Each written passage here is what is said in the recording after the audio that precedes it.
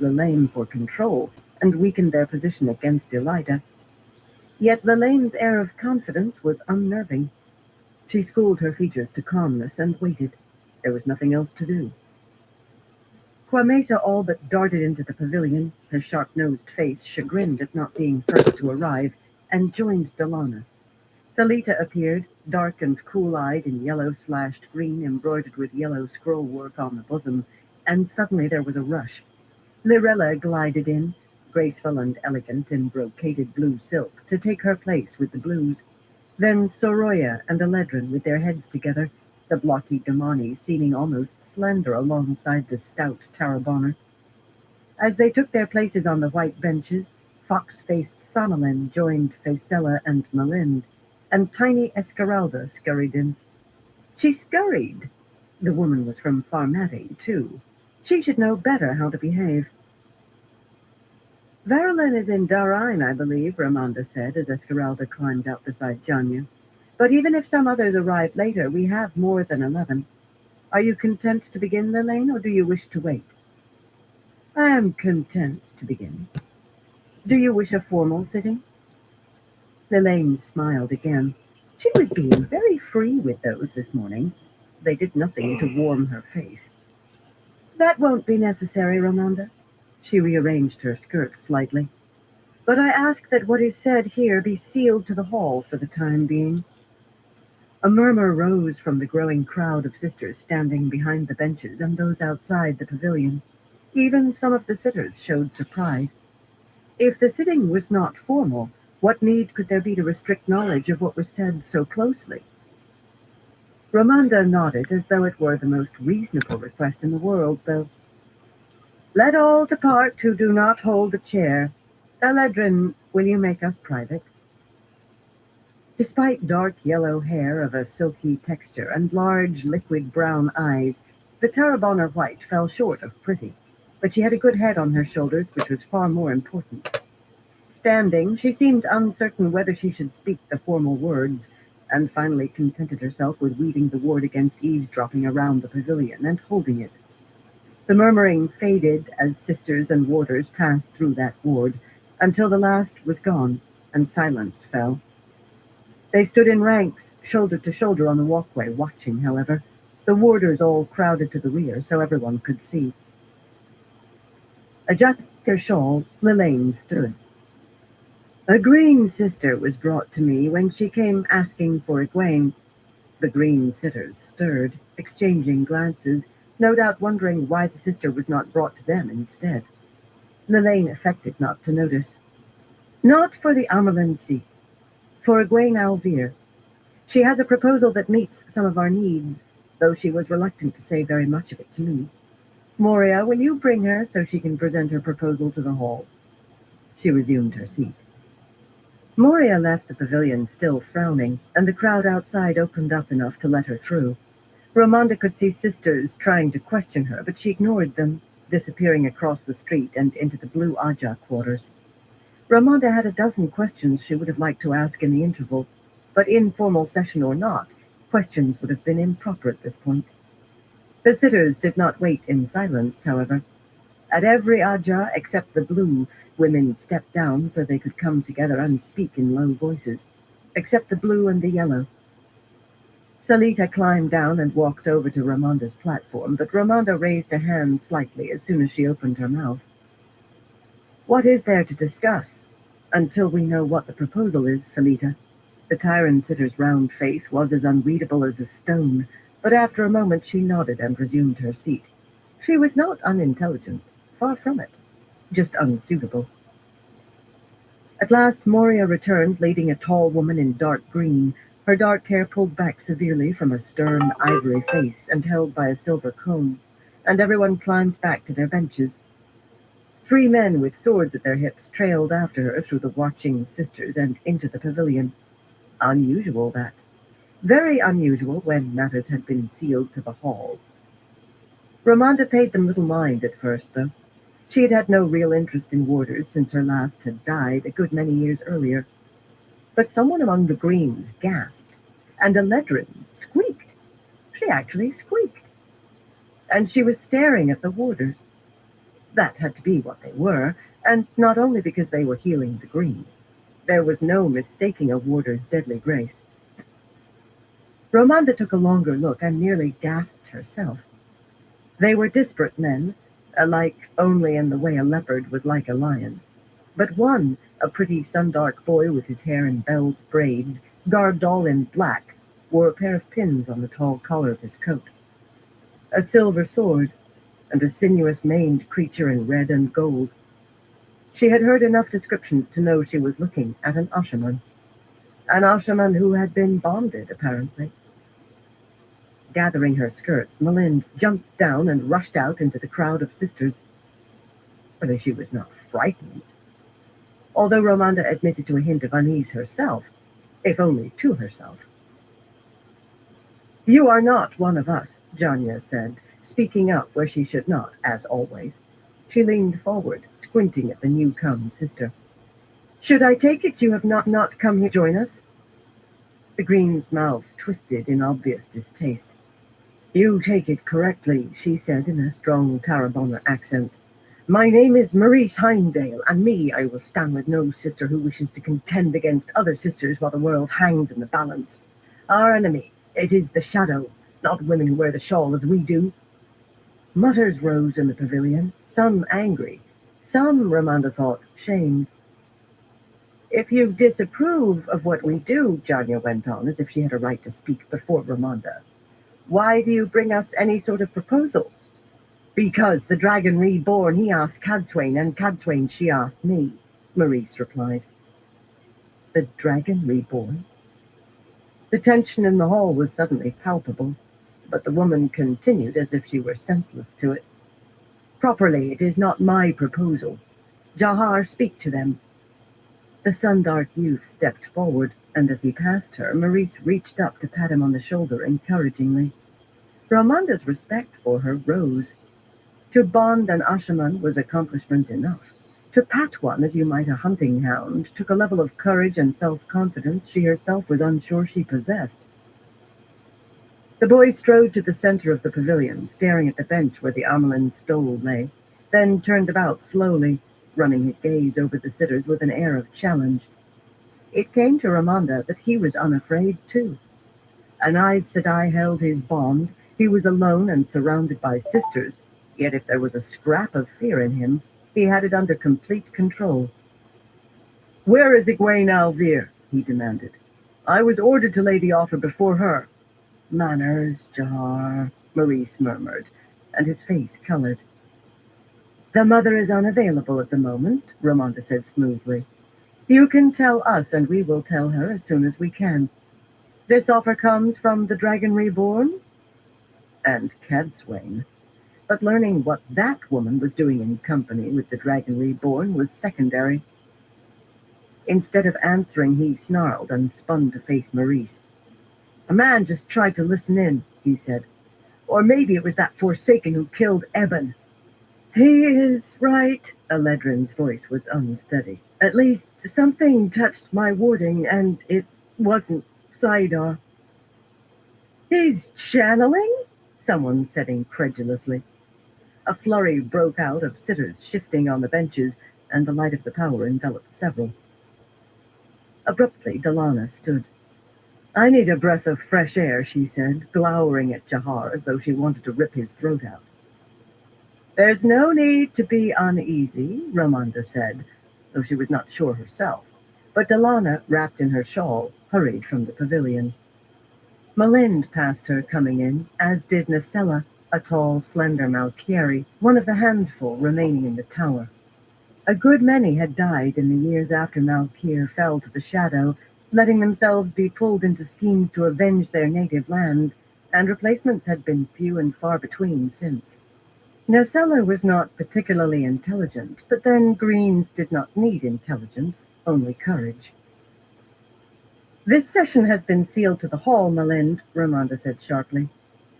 "Nacella needs only moments," Malind replied, rubbing her hands together. Irritatingly, she did not even bother to look at Romanda, keeping her eyes on the other green. "This is her first chance to test a new weave. Go ahead, Nacella, try it." The glow of Saidar appeared around the slim green. Shocking! The woman neither asked permission nor told them what weave she intended, although tight strictures held on what uses of the power were allowed in the hall. Channeling all of the 5 powers, she wove around the Ashaman something that seemed akin to the weave for detecting residues, a thing Ramonda had small facility for. Nasella's blue eyes widened. "He is channeling," she breathed. "Or at least holding Saidin." Ramonda's eyebrows climbed. Even Lilane gasped. Finding a man who could channel was always a matter of reading the residues of what he had done, then arduously narrowing the suspects down to the true culprit. Or rather, it had been. This was truly wondrous. Or would have been, before men who could channel started wearing black coats and strutting around openly. Still, it negated one advantage those men had always had over Aes Sedai. The Ashaman seemed not to care. His lip curled in what might have been a sneer. "Can you tell what he is channeling?" she asked, and disappointingly, Nasella shook her head. "I thought I'd be able to, but no. On the other hand, you there, Ashaman, extend a flow toward one of the sitters.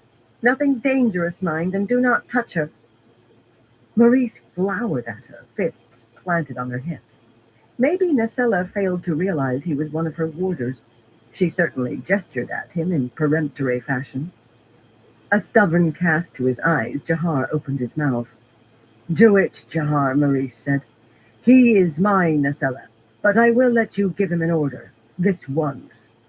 Nasella looked shocked. Apparently she had failed to realize. For the Ashaman's part, that stubborn look remained, yet he must have obeyed because Nasella clapped her hands delightedly and laughed. "Soraya!" she said excitedly. "You extended a flow towards Soraya! The Damani White, am I right?" Soroya's coppery skin paled, and gathering her white-fringed shawl around her, she hastily slid back on her bench as far as she could. For that matter, Eledrin edged away on her own bench. "Tell her," Maurice said. "Jahar, he can be stubborn, but he is the good boy for all that." "The Damani White," Jahar agreed reluctantly. Soroya swayed as if she were going to fall over, and he glanced at her contemptuously. "It was only spirit, and it's gone now." Soroya's face darkened, but whether from anger or embarrassment, there was no telling. "A remarkable discovery," Lilane said. "And I'm sure that Maurice will allow you to test further, Nasella, but the Hall has business to conclude. I'm certain you agree, Ramonda." Ramonda barely managed to stop herself from glaring. Lilane overstepped herself too often. "If your demonstration is at an end," she said, "you may withdraw, Nasella." The Malchieri Green was reluctant to go, perhaps because she could tell from Maurice's expression that there would be no further testing. Really, you would think a Green of all people would be careful with any man who might be another sister's warder. Yet she had no choice, of course. "What proposal does the Dragon Reborn have for us, boy?" Ramonda asked, once Nasella was on the other side of the warding. "This," he said, facing her proudly. "Any sister who is faithful to Egwene Alvir may bond an Ashaman to a total of 47. You cannot ask for the Dragon Reborn, nor any man who wears the dragon, but any soldier or dedicated you ask cannot refuse." Ramonda felt as if all the breath had been squeezed from her lungs. "You will agree this meets our needs," Lilane said calmly. The woman must have known the gist of it from the start. Burn her. "I do," Ramonda replied. With 47 men who could channel, surely they could expand their circles as far as they would go. Perhaps even a circle that included all of them. If there were limits, they would need to be worked out. Faisella popped to her feet as if this were a formal sitting. "This must be debated. I call for a formal session." "I see no need for that," Ramonda told her without rising. "This is much better than what we previously agreed on." There was no point in saying too much in front of the boy, or Maurice. What was her connection to the Dragon Reborn? Could she be one of the sisters, said to have sworn oaths to him? Soroya was on her feet before the last word left Ramonda's mouth. There is still the question of covenants, to be sure we are in control. We still have not agreed on those. I should think the water bond will make any other covenants moot, Lorella said dryly. Faisella rose hurriedly, and she and Soroya spoke atop one another. The taint. They stopped, staring at each other suspiciously. Saidin is clean, Jahar said, though no one had addressed him. Maurice really should teach the boy how to behave, if she was going to bring him before the hall. Clean? Soroya said derisively. It has been tainted for more than 3,000 years, Faisala put in sharply. How can it be clean? Order, Ramonda snapped, trying to regain control. Order! She stared at Soroya and Faisala until they resumed their seats, then turned her attention to Maurice. Can I assume that you have linked with him? The Green simply nodded once. She really did not like her present company and did not want to say a word more than necessary. Can you say that Saidin is free of the taint? The woman did not hesitate. I can. I took time to be convinced. The male half of the power, it is more alien than you can imagine. Not the inexorable yet gentle power of Sidar, but rather a raging sea of fire and ice, whipped by a tempest. Yet I am convinced it is clean. Ramonda let out a long breath, a marvel to balance some of the horrors. We are not formal, but I call the question. Who stands to accept this offer? She was on her feet as soon as she finished, but no faster than Lelaine, and Janya beat both of them. In moments, everyone was on her feet save Soroya and Faisella. Outside the warding, heads turned as sisters doubtless began discussing what might have just been voted on. The lesser consensus standing, the offer to bond 47 Ashaman, is accepted. Soroya's shoulders slumped, and Faisella exhaled heavily. She called for the greater consensus in the name of unity, but it did not surprise her when the pair remained firmly on their benches. After all, they had fought approaching the Ashaman at every turn, struggled despite law and custom to impede it even after it had been decided on. In any event, it was done, and without need of even a temporary alliance. Bonding would last a lifetime, of course, yet it was better than any sort of alliance.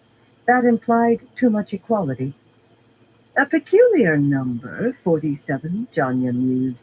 May I question your warder, Maurice? Thank you.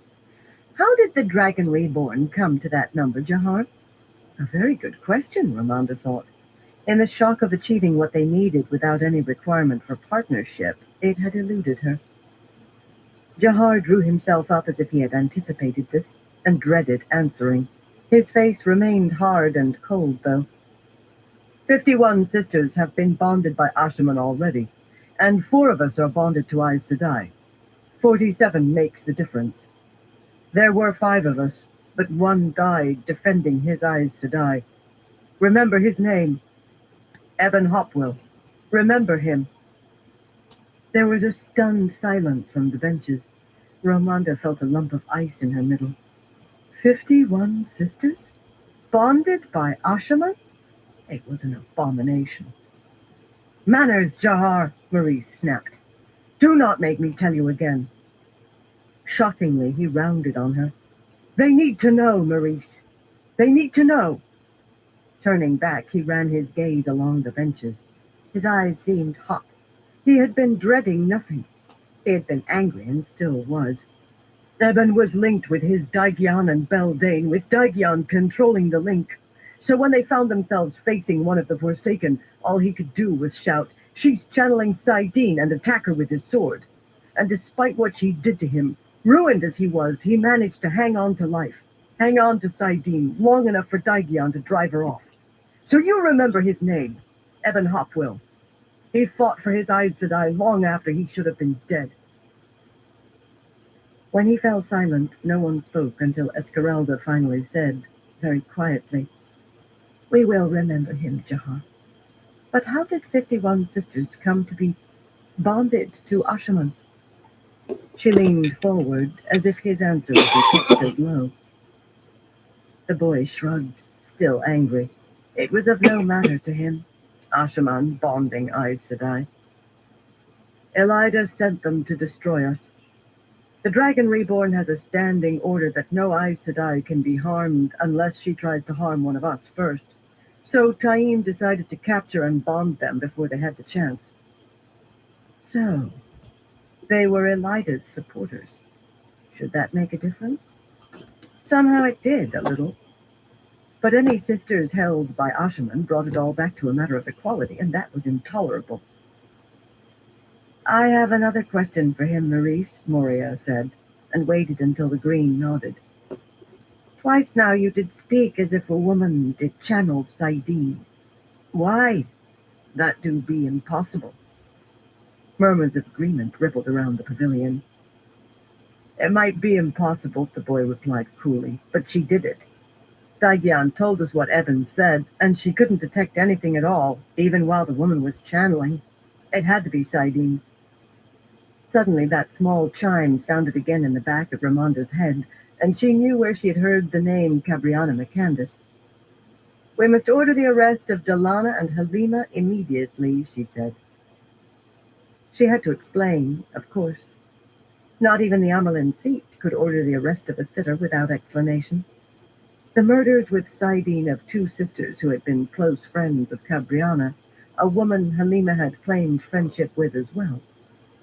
A female Forsaken who channeled the male half of the power. They were hardly convinced, especially in the lane, not until a thorough search of the camp turned up no trace of either woman. They had been seen walking toward one of the traveling grounds, with Delana and her serving woman both carrying large bundles and scurrying along behind Halima, but they were gone. Chapter 24. Honey in the Tea. Egwene knew from the start that her strange captivity would be difficult, yet she believed that embracing pain as the Aiel did would be the easiest part. After all, she had been beaten severely when she paid her toll to the Wise Ones for lying, strapped by one after another in turn, so she had experience. But embracing pain did not mean just giving way to it rather than fighting. You had to draw the pain inside of you and welcome it as a part of you. Avienda said you must be able to smile and laugh with joy or sing while the worst of the pain still gripped you. That was not so easy at all. That first morning before dawn in Sylviana's study, she did her best while the mistress of novices plied a hard-soled slipper on her bared bottom. She made no effort to stifle her sobs when they came, or later, her wordless howls. When her legs wanted to kick, she allowed them to flail until the mistress of novices trapped them under one of hers, awkwardly because of Sylviana's skirts, and then she let her toes drum the floor while her head tossed wildly. She tried to draw the pain inside her, to drink it in like breath. Pain was as much a part of life as breathing. That was how the Aiel saw life. But oh, light, it hurt! When she was finally allowed to straighten after what seemed a very long time, she flinched when her shift and dress fell against her flesh. The white wool seemed heavy as lead. She attempted to welcome the scalding heat. It was hard, though, so very hard. Still, it seemed that her sobbing stopped very quickly of its own accord, and her flow of tears dried up rapidly. She did not snivel or writhe. She studied herself in the mirror on the wall with its fading gilt. How many thousands of women had peered into that mirror over the years? Those who were disciplined in this room were always required to study their own reflection afterward and think over why they had been punished. But that was not why she did it. Her face was still red, yet already it looked calm. Despite the painful heat in her bottoms, she actually felt calm. Perhaps she should try singing? Perhaps not. Plucking a white linen handkerchief from her sleeve, she carefully dried her cheeks. Sylviana studied her with a look of satisfaction before replacing the slipper in the narrow cabinet opposite the mirror. I think I got your attention from the start, or I'd have gone harder, she said dryly, patting the bun on the back of her head. I doubt I will see you again soon, in any case. You may like to know that I asked questions as you requested. Melaire had already begun asking. The woman is Liana Sharif, though the light knows how. Trailing off, shaking her head, she pulled her chair back around behind the writing table and sat. She was most anxious about you, more so than about herself. You may visit her in your free time, if you have any free time. I'll give instructions. She's in the open cells, and now you had better run if you want anything to eat before your first class. Thank you, Egwene said, and turned toward the door. Sylviana sighed heavily. No curtsy, child? Dipping her pen in the silver-mounted ink jar, she began to write in the punishment ledger, a neat, precise hand. I will see you at midday. It seems you will eat both of your first two meals back in the tower standing. Egwene could have left it there, but in the night, while waiting for the sitters to gather in the hall in Tel Riod, she had decided on the fine line she must walk. She meant to fight, yet she had to do it while appearing to go along, to some extent at least, within the limits she set herself. Refusing every order would mean appearing merely obstinate, and perhaps would get her confined to a cell where she would be useless. But some commands she must not obey if she was to maintain any scrap of dignity, and that she had to do, more than scraps. She could not allow them to deny who she was, however hard they insisted. The Amerlin seat curtsies to no one, she said calmly, knowing full well the reaction she would get. Sylviana's face hardened, and she took up her pen again. I will see you at the dinner hour as well. I suggest you leave without speaking further, unless you wish to end spending the entire day over my knee. Egwene left without speaking, and without curtsying.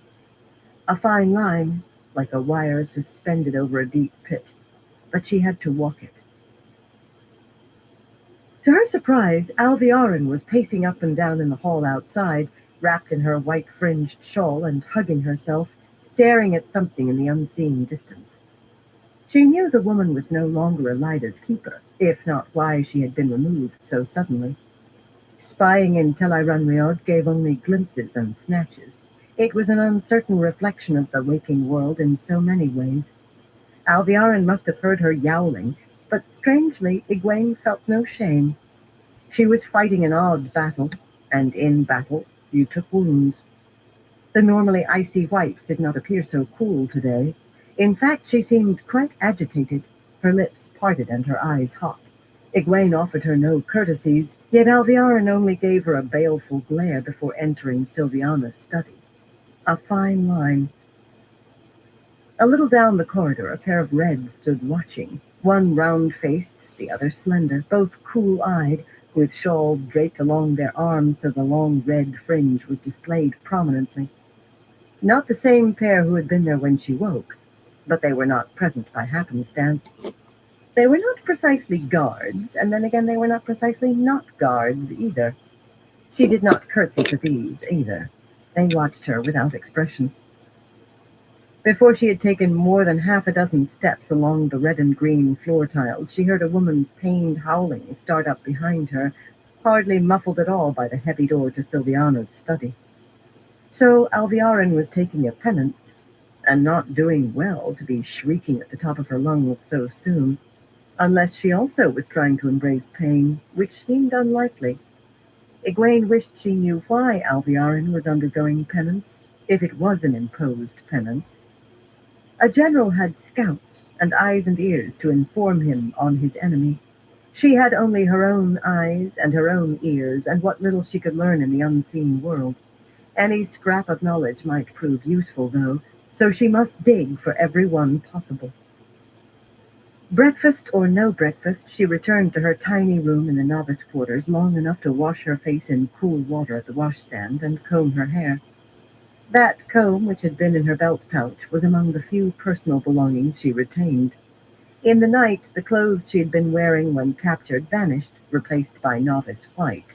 But the dresses and shifts that hung from pegs on the white wall truly were hers. Stored away when she was raised accepted, they still carried small tags stitched with her name sewn into their hems. The tower was never wasteful.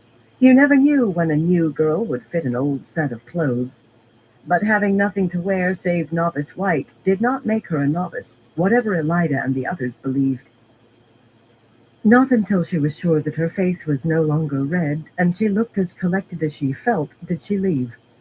When you had few weapons, your appearance could be won. The same two reds were waiting on the railed gallery to shadow her.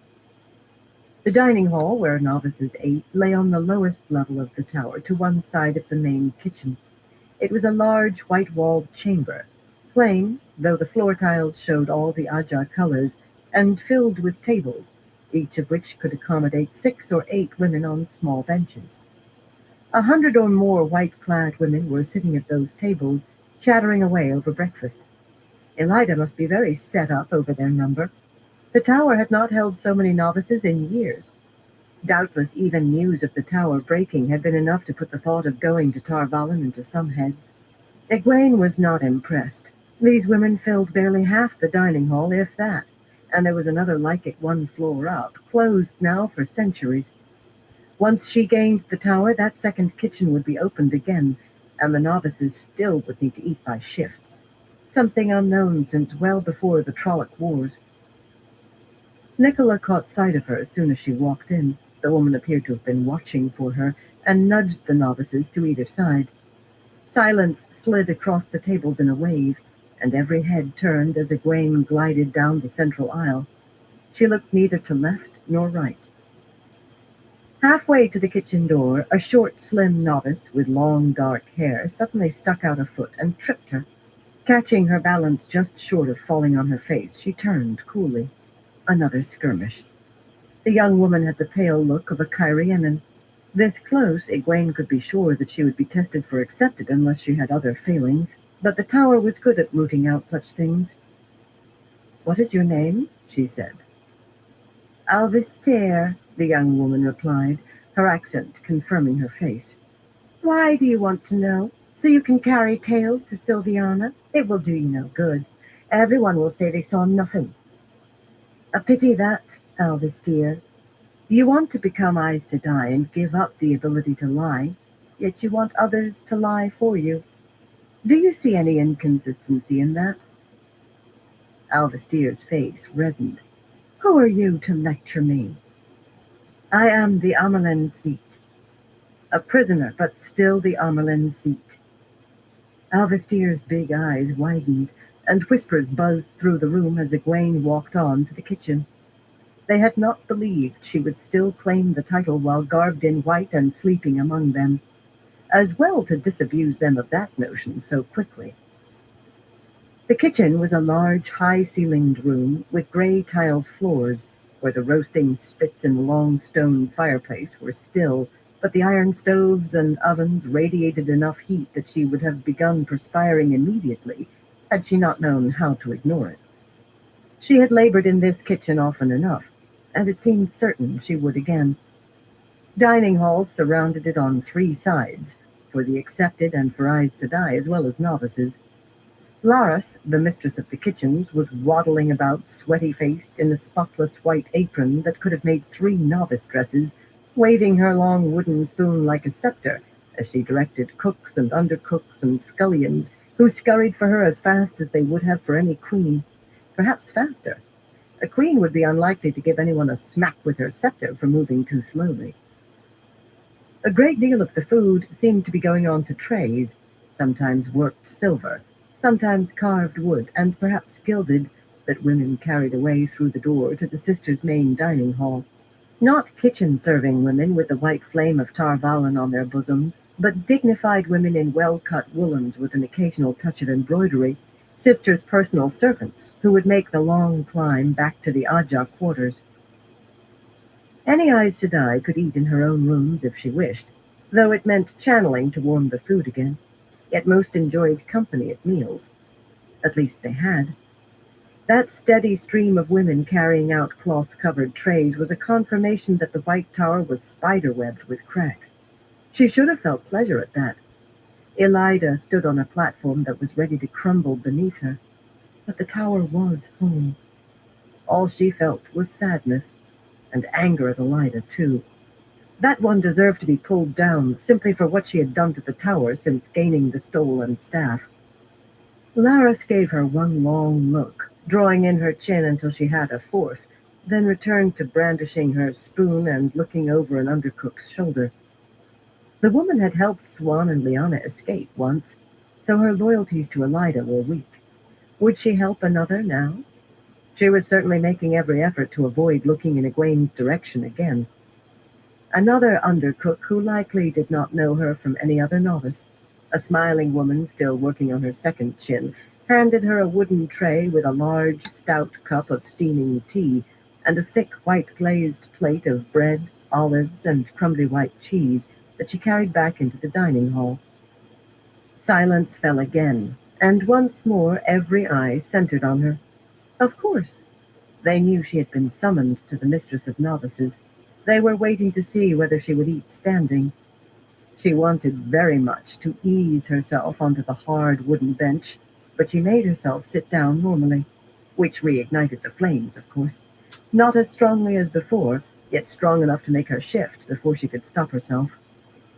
Strangely, she felt no real desire to grimace or squirm. To stand, yes, but not the other. The pain was part of her. She accepted it without struggle. She tried to welcome it, yet that still seemed beyond her. She tore a piece of bread. There were weevils in the flour here, too, it appeared. And slowly the conversation in the room started up again, quietly because novices were expected not to make too much noise. At her table also the talk resumed, though no one made any effort to include her. That was just as well. She was not here to make friends among the novices, nor to have them see her as one of themselves. No, her purpose was far different. Leaving the hall with the novices after returning her tray to the kitchen, she found another pair of reds waiting for her. One was Katerina Alrudden, vulpine in copiously red-slashed gray, a mass of raven hair falling in waves to her waist, and her shawl looped over her elbows. "Drink this," Katerina said imperiously, extending a pewter cup in one slim hand. "All of it, mind."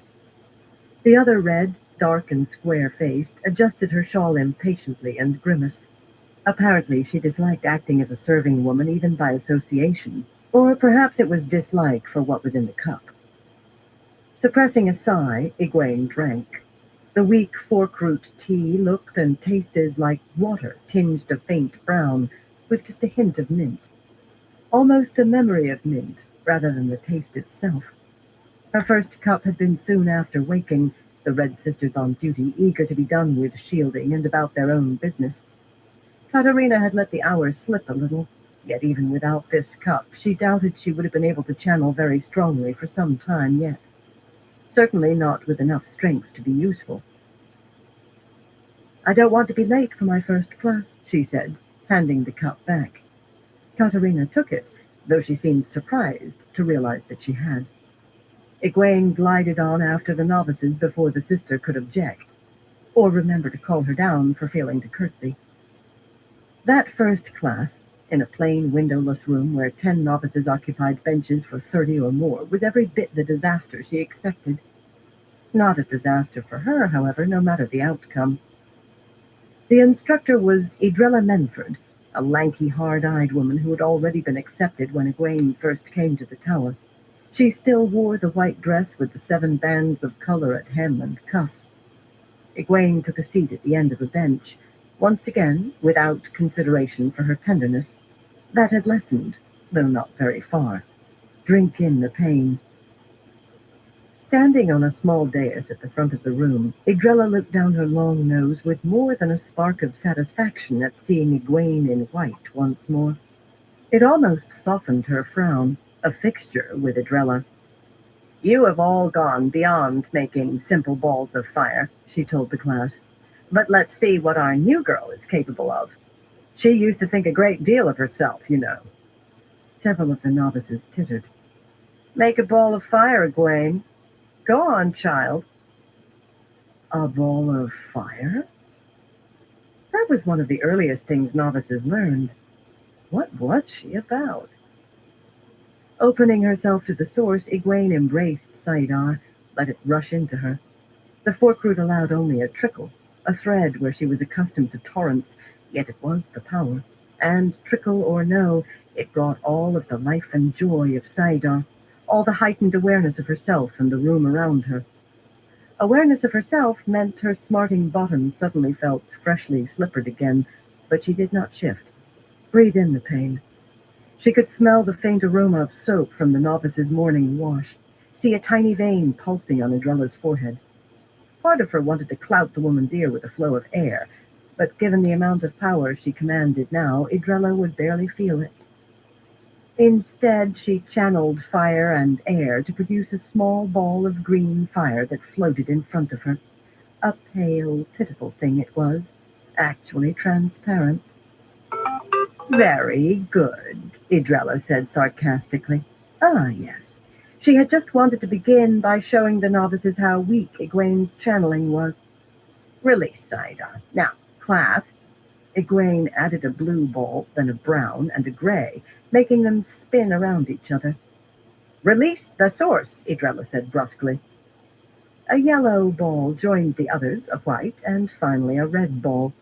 Quickly, she added rings of fire, one inside the other, around the whirling balls. Red came first this time because she wanted it smallest, green last and largest. Had she been able to choose an Aja, it would have been the green. 7 rings of fire rotated, no 2 in the same direction, around 7 balls of fire that carried out an intricate dance at the heart. Pale and thin they might be, yet it was an impressive display, beyond dividing her flows 14 ways. Juggling with the power was not all that much easier than juggling with your hands. Stop that, Idrella shouted. Stop it! The glow of Sidar enveloped the teacher, and a switch of air struck Egwene hard across the back. I said, stop it! The switch struck again, then again. Egwene calmly kept the rings spinning, the balls dancing. After Sylviana's hard-swung slipper, it was easy to drink in the pain of Idrella's blows, if not to welcome it. Would she ever be able to smile while she was being beaten? Katerina and the other Red appeared in the doorway. What is going on in here? The raven-haired sister demanded. Her companion's eyes widened when she saw what Egwene was doing. It was very unlikely that either of them could divide their flows so far. The novices all popped to their feet and curtsied when the Aes Sedai entered, of course. Egwene remained seated. Idrella spread her banded skirts, looking flustered. She won't stop, she wailed. I told her to, but she won't. Stop that, Egwene, Katerina ordered firmly. Egwene maintained her weeds until the woman opened her mouth again. Only then did she release Sidar and stand. Katerina's mouth snapped shut, and she took a deep breath. Her face retained its Aes Sedai serenity, but her eyes glittered. You will run to Sylviana's study and tell her that you disobeyed your instructor and disrupted a class. Go. Pausing long enough to straighten her skirts, when she obeyed, she must not do so with any appearance of eagerness or haste. Egwene squeezed past the 2 Aes Sedai and glided up the hallway. I told you to run, Katerina said sharply behind her. A flow of air struck her still sensitive bottom. Accept the pain. Another blow. Drink in the pain like breath. A third, hard enough to stagger her. Welcome the pain. Unhand me, Jezreel, Katerina snarled. I'll do no such thing, the other sisters said with a strong Chiron accent. You go too far, Katerina. A swatter too is permitted, but punishing her further belongs to the mistress of novices. Light at this rate you'll leave her unable to walk before she reaches Sylviana. Katerina breathed heavily. Very well, she said at last. But she can add disobeying a sister to her list of offenses. I will inquire, Egwene, so don't think you can let it slip your mind. When she stepped into the mistress of novices' study, Sylviana's eyebrows rose in surprise. Again so soon? Fetch the slipper from the cabinet, child, and tell me what you've done now.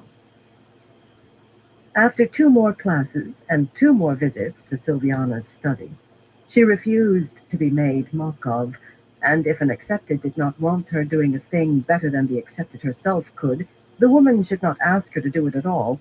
Plus her foreordained midday appointment between, the stern-faced woman decided that she was to have healing to begin each day. else you'll soon be too bruised to spank without bringing blood. But don't think this means I'm going easy on you. If you require healing 3 times a day, I'll just spank all the harder to make up. If need be, I'll go to the strap or the switch, because I will make your head straight, child. Believe me on that. Those 3 classes, leaving 3 very embarrassed accepted, had another result. Her teaching was shifted to sessions alone with Aes Sedai, something normally reserved for accepted. That meant climbing the long tapestry-lined spiraling corridors to the Aja quarters, where sisters stood at the entrances like guards. They were guards, in truth. Visitors from other Ajas were unwelcome, to say the least. In fact, she never saw any Aes Sedai near the quarters of another Aja. Except for sitters, she seldom saw sisters in the hallways outside the quarters other than in groups, always wearing their shawls, usually with warders following close behind. But this was not like the fear that gripped the encampment outside the walls. Here it was always sisters of the same Aja together, and when 2 groups passed, they cut each other dead if they did not glare. In the worst of summer, the tower remained cool, yet the air seemed feverish and gelid when sisters of different Ajas came too close. Even the sitters she recognized walked quickly. The few who realized who she was gave her a long, studying look, but most appeared distracted.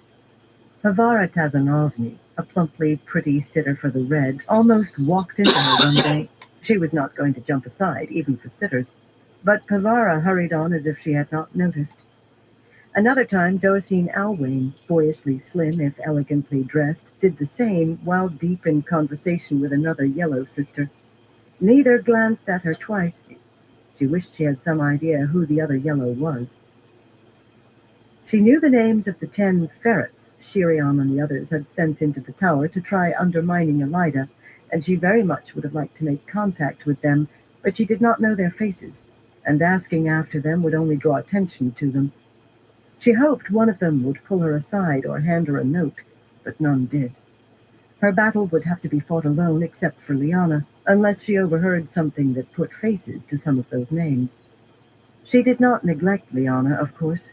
Her second night back in the tower, she went down to the open cells after supper despite her bone-deep weariness. Those half-dozen rooms in the first basement were where women who could channel were held, if not to be closely confined. Each held a large cage of iron latticework that ran from stone floor to stone ceiling, with a space around it 4 paces wide and iron stand lamps to provide light. At Lyanna's cell, 2 Browns were sitting on benches against the wall with a warder, a wide-shouldered man with a beautiful face and touches of white at his temples. He looked up when Egwene walked in, then returned to honing his dagger on a stone. One of the Browns was Falana Bevane, slender with long yellow hair that gleamed as if she brushed it several times a day. She stopped writing in a leather-bound notebook on a lap desk long enough to say in a raspy voice, "Oh, it's you, is it? Well, Sylviana said you can visit, child, but don't give her anything without showing it to Delevian or me, and don't make any fuss." She promptly returned to her writing. Delevian, a stocky woman with gray streaking her short dark hair, never looked up from her comparison of the text of 2 books, one held open on either knee. The glow of Saidar shone around her, and she was maintaining a shield on Lyanna, but there was no reason for her to look once it had been woven. Egwene lost no time in rushing to thrust her hand through the iron latticework and clasp Lyanna's. "Sylviana told me they finally believe who you are," she said, laughing. "But I didn't expect to find you in such luxury." It was luxury only when held up alongside the small, dark cells where a sister might be held for trial, with rushes on the floor for a mattress, and a blanket only if you were lucky. Yet Lyanna's accommodations did appear reasonably comfortable. She had a small bed that looked softer than those in the novice quarters, a ladder-back chair with a tasseled blue cushion, and a table that held 3 books, and a tray with the remains of her supper. There was even a washstand, though the white pitcher and bowl both had chips, and the mirror was bubbled, and a privacy screen, opaque enough that she would be only a shadowy shape behind it, hid the chamber pot. Lyanna laughed, too. "Oh, I'm very popular," she said briskly. Even the way she stood seemed languorous, the very image of a seductive demone despite plain dark woolens. But that brisk voice remained from before she had decided to remake herself as she wanted to be. I've had a steady stream of visitors all day, from every Aja except the red. Even the greens try to convince me to teach them how to travel, and they mainly want to get their hands on me because I claim to be green now. She shivered much too ostentatiously for it to be real. That would be as bad as being back with Melaire and Desala. Dreadful woman, Desala. Her smile faded away like mist in the noonday sun. They told me they'd put you in white.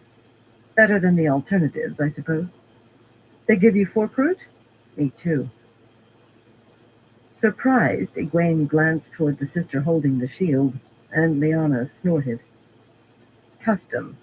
If I weren't shielded, I could swat a fly and not hurt it. But custom says a woman in the open cells is always shielded. But they just let you wander around otherwise? Not exactly, Egwene said dryly. There are 2 reds waiting outside to escort me to my room and shield me while I sleep. Lyanna sighed. So, I'm in a cell, you're being watched, and we're both full of fork root tea. She cast a sidelong look at the 2 Browns. Falana was still intent on her writing. Delidian turned pages in the 2 books on her knees and began muttering under her breath. The warder must have intended to shave with that dagger, he was honing it so keen. His main attention seemed to be on the doorway, though. Lyanna lowered her voice. So when do we escape?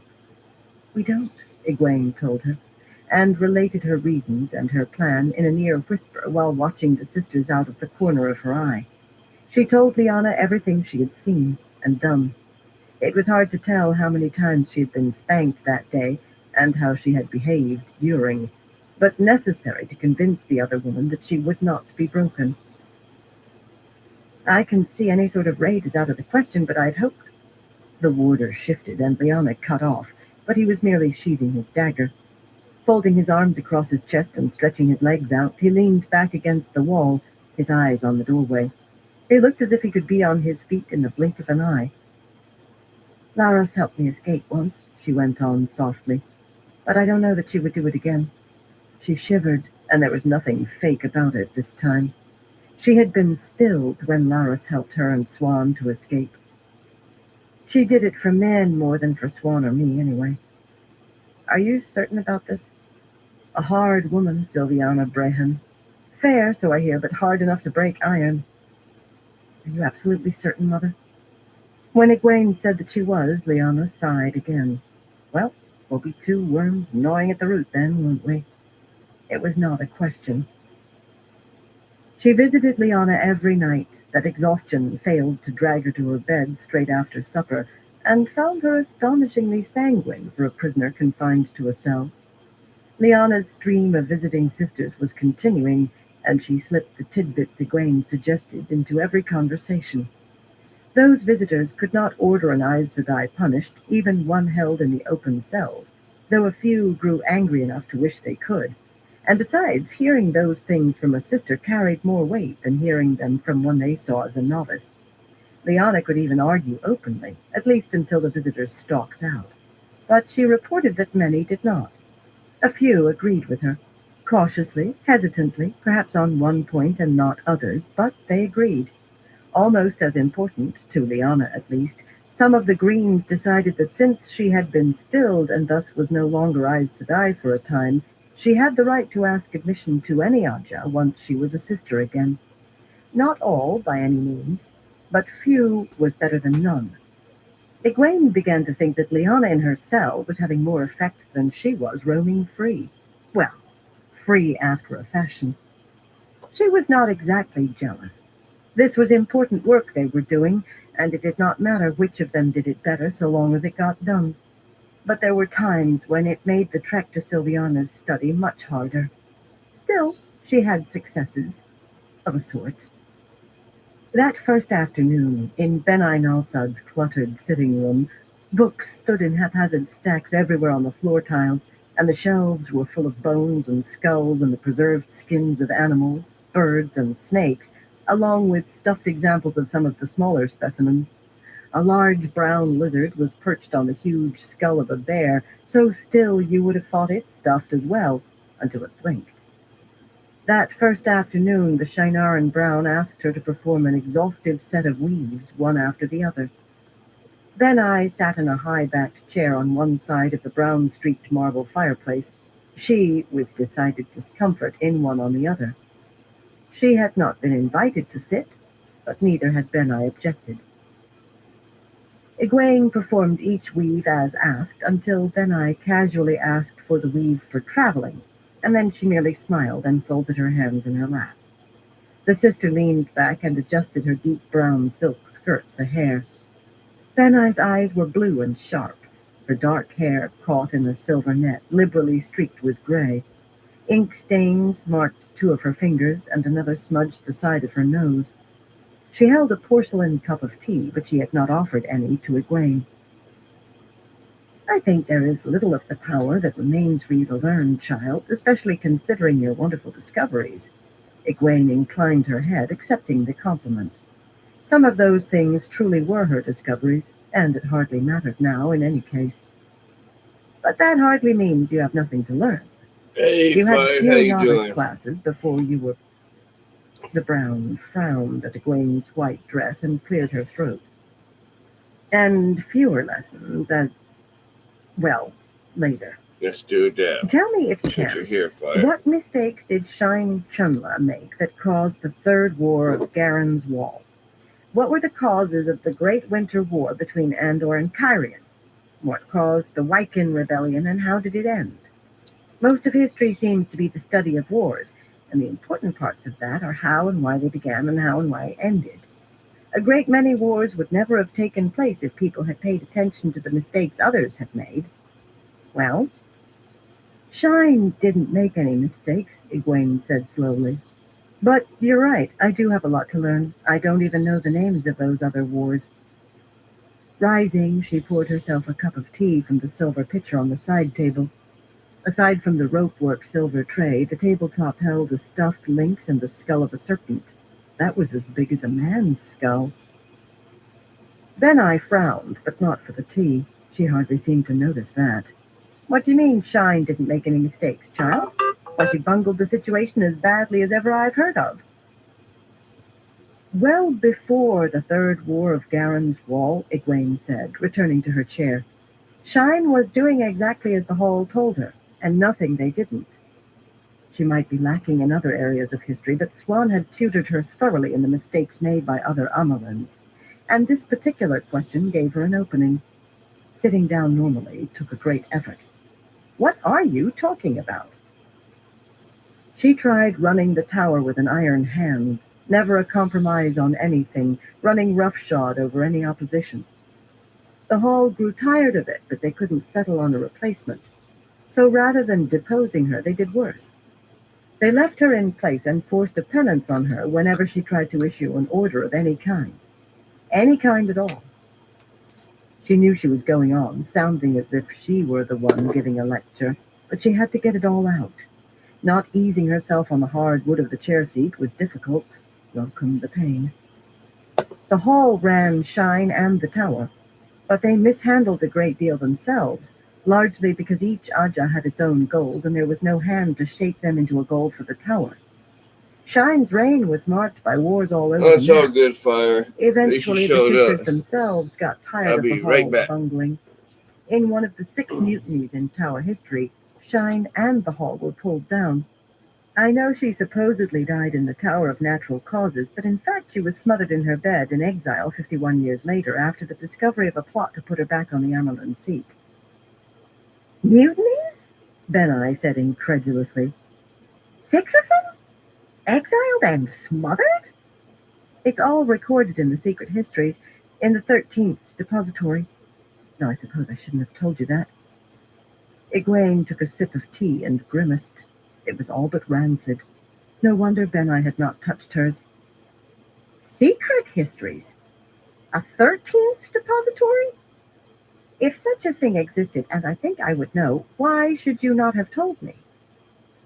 Because by law, the existence of the secret histories as well as their contents can be known only to the Amerlin, the Keeper, and the sitters. Them and the librarians who keep the records, anyway.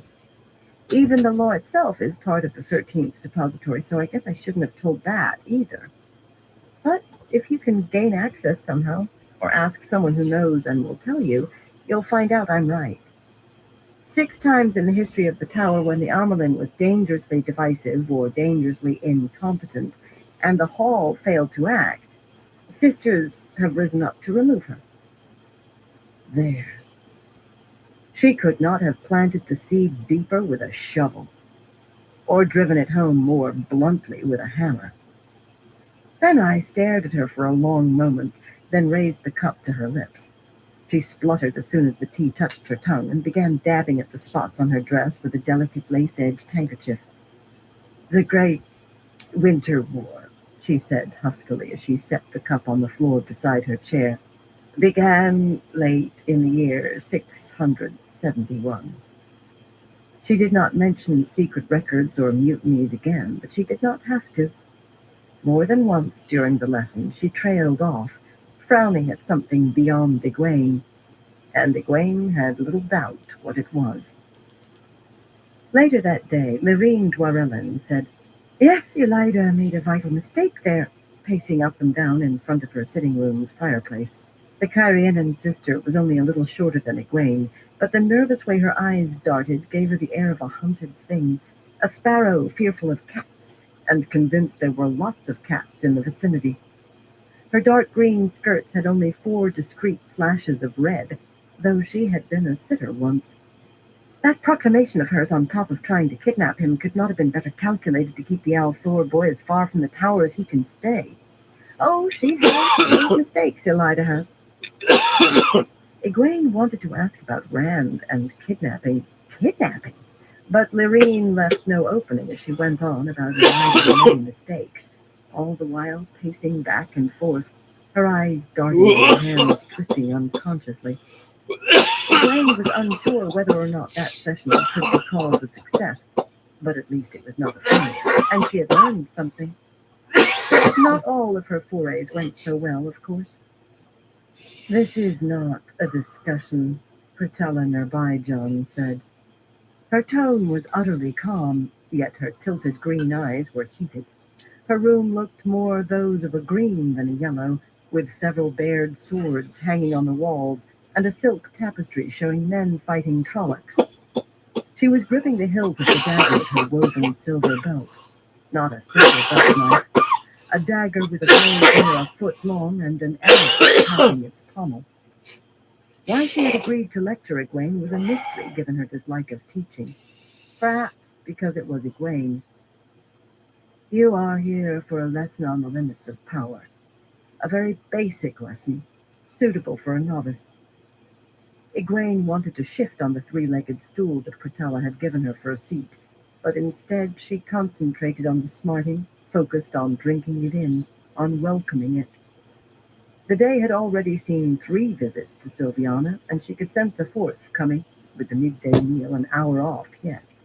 "I merely said that if Shamarin could be reduced from Aes Sedai to accepted, then Elida's power has no limits. At least she thinks it doesn't. But if you accept that, then it really doesn't." Pratella's grip tightened on the dagger's hilt until her knuckles showed white, yet she seemed unaware. "Since you think you know better than I," she said coolly, "you can visit Silviana when we finish." A partial success, perhaps. Egwene did not think Pratella's anger was forbidden. "I expect proper behavior out of you," Sarancha Colvine told her firmly another day. The word to describe the Grey sister was pinched. A pinched mouth and a pinched nose that constantly seemed to be detecting a bad smell. Even her pale blue eyes seemed pinched with disapproval. She might well have been pretty otherwise. "Do you understand?" "I understand," Egwene said, sitting down on the stool that had been placed in front of Sarancha's high-backed chair. The morning was cool, and a small fire burned on the stone hearth. Drink in the pain. Welcome the pain. "An incorrect response," Sarancha said. "The correct response would have been a curtsy and 'I understand, Sarancha,' said I. I intend to make a list of your failures for you to carry to Sylviana when we're done. We'll begin again. Do you understand, child? I understand, Egwene said, without rising. Aes Sedai Serenity or no Aes Sedai Serenity, Sarancha's face turned purple. In the end, her list covered 4 pages in a tight, cramped hand. She spent more time writing than she did answering. Not a success. And then there was Adalorna Bastine. The Saldean Green somehow managed stateliness in spite of being slim and no taller than Egwene, and she had a regal, commanding air that might have been intimidating had Egwene let it. I hear you make trouble, she said, picking up an ivory-backed hairbrush from a small inlaid table beside her chair. If you try to make trouble with me, you'll learn that I know how to use this. Egwene did learn, without trying. 3 times she went across Adalorna's lap, and the woman did indeed know how to use a hairbrush for more than brushing her hair. That managed to stretch an hour lecture to 2. May I go now? Egwene said at last, calmly drying her cheeks as well as she could with a handkerchief that was already damp. Breathe in the pain, absorb the fire. I'm supposed to fetch water up for the red, and I don't want to be late. Adalorna frowned at her hairbrush before returning it to the table that Egwene had overset twice with her kicking. Then she frowned at Egwene, studying her as if trying to see inside her skull. I wish Cadswain were in the tower, she murmured. I think she'd find you a challenge. There seemed a touch of respect in her voice. That day was a turning point in some ways. For one thing, Sylviana decided that Egwene was to receive healing twice each day. You seem to invite being beaten, child. It's pure stubbornness, and I won't put up with it. You will face reality. The next time you visit me, we'll see how you like the strap. The Mistress of Novices folded Egwene's shift over her back, then paused. Are you smiling? Did I say something amusing? I just thought of something funny, Egwene said. Nothing of consequence. Not of consequence to Sylviana, anyway. She had realized how to welcome the pain. She was fighting a war, not a single battle, and every time she was beaten, every time she was sent to Sylviana, it was a sign that she had fought another battle and refused to yield. The pain was a badge of honor. She howled and kicked as hard as ever during that slippering, but while she was drying her cheeks afterward, she hummed quietly to herself. It was easy to welcome a badge of honor. Attitudes among the novices began to shift by the 2nd day of her captivity. It seemed that Nicola and Arena, who was working in the stables and often came to visit Nicola, they seemed so close that Egwene wondered whether they had become pillow friends, always with their heads together and smiling mysterious smiles. Nicola and Arena had regaled them all with tales of her, very inflated tales. The 2 women had made her seem a combination of every legendary sister in the histories, along with Birgitta Silverbow and Amaresu herself, carrying the sword of the sun into battle. Half of them seemed in awe of her, the others angry with her for some reason, or outright scornful. Foolishly, some tried to emulate her behavior in their classes, but a flurry of visits to Sylviana quelled that. At the midday meal of the 3rd day, nearly 24 novices ate standing up and red-faced with embarrassment, Nicola among them, and Albastir, surprisingly. That number dropped to 7 at supper, and on the 4th day only Nicola and the Kyrianan girl did so, and that was the end of that. She expected some might resent the fact that she continued to refuse to bend while they had been put back on the straight and narrow so quickly, but to the contrary, it only seemed to decrease the number who were angry or scornful and increase the respect. No one tried to become her friend, which was just as well. White dress or no white dress, she was Aes Sedai, and it was improper for an Aes Sedai to befriend a novice. There was too much risk the girl would start feeling above herself and get into trouble for it. Novices began coming to her for advice, for help learning their lessons, though. Only a handful at first, but the number grew day by day. She was willing to help them learn, which was usually just a matter of strengthening a girl's confidence, or convincing a young woman that caution was wise, or taking them patiently through the steps of a weave that was giving trouble. Novices were forbidden to channel without an Aes Sedai or accepted present, though they nearly always did in secret anyway. But she was a sister. She refused to help more than one at a time, however. Word of groups would surely leak out, and she would not be the only one sent to Sylviana.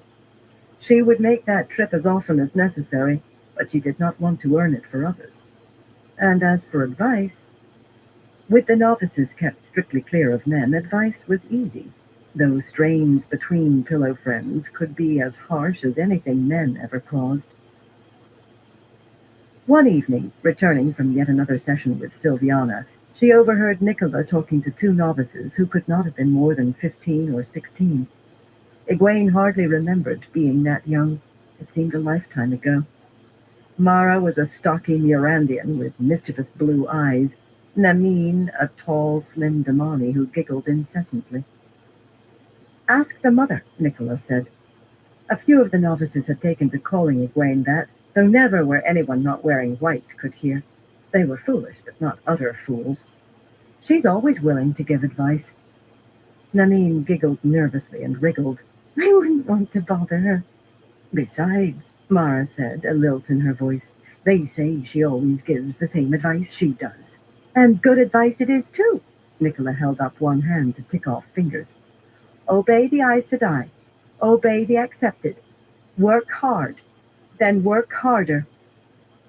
Gliding on toward her room, Egwene smiled. She had been unable to make Nicola behave properly while she was openly Amelin, but it seemed she might have succeeded while masquerading as a novice herself. Remarkable. There was one more thing she could do for them: comfort them. Impossible as it seemed at first, the interior of the tower sometimes changed.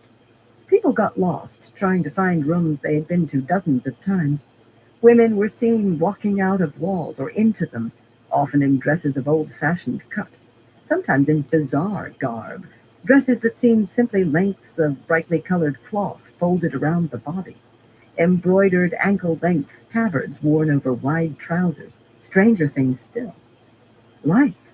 When could any woman have wanted to wear a dress that left her bosom completely exposed?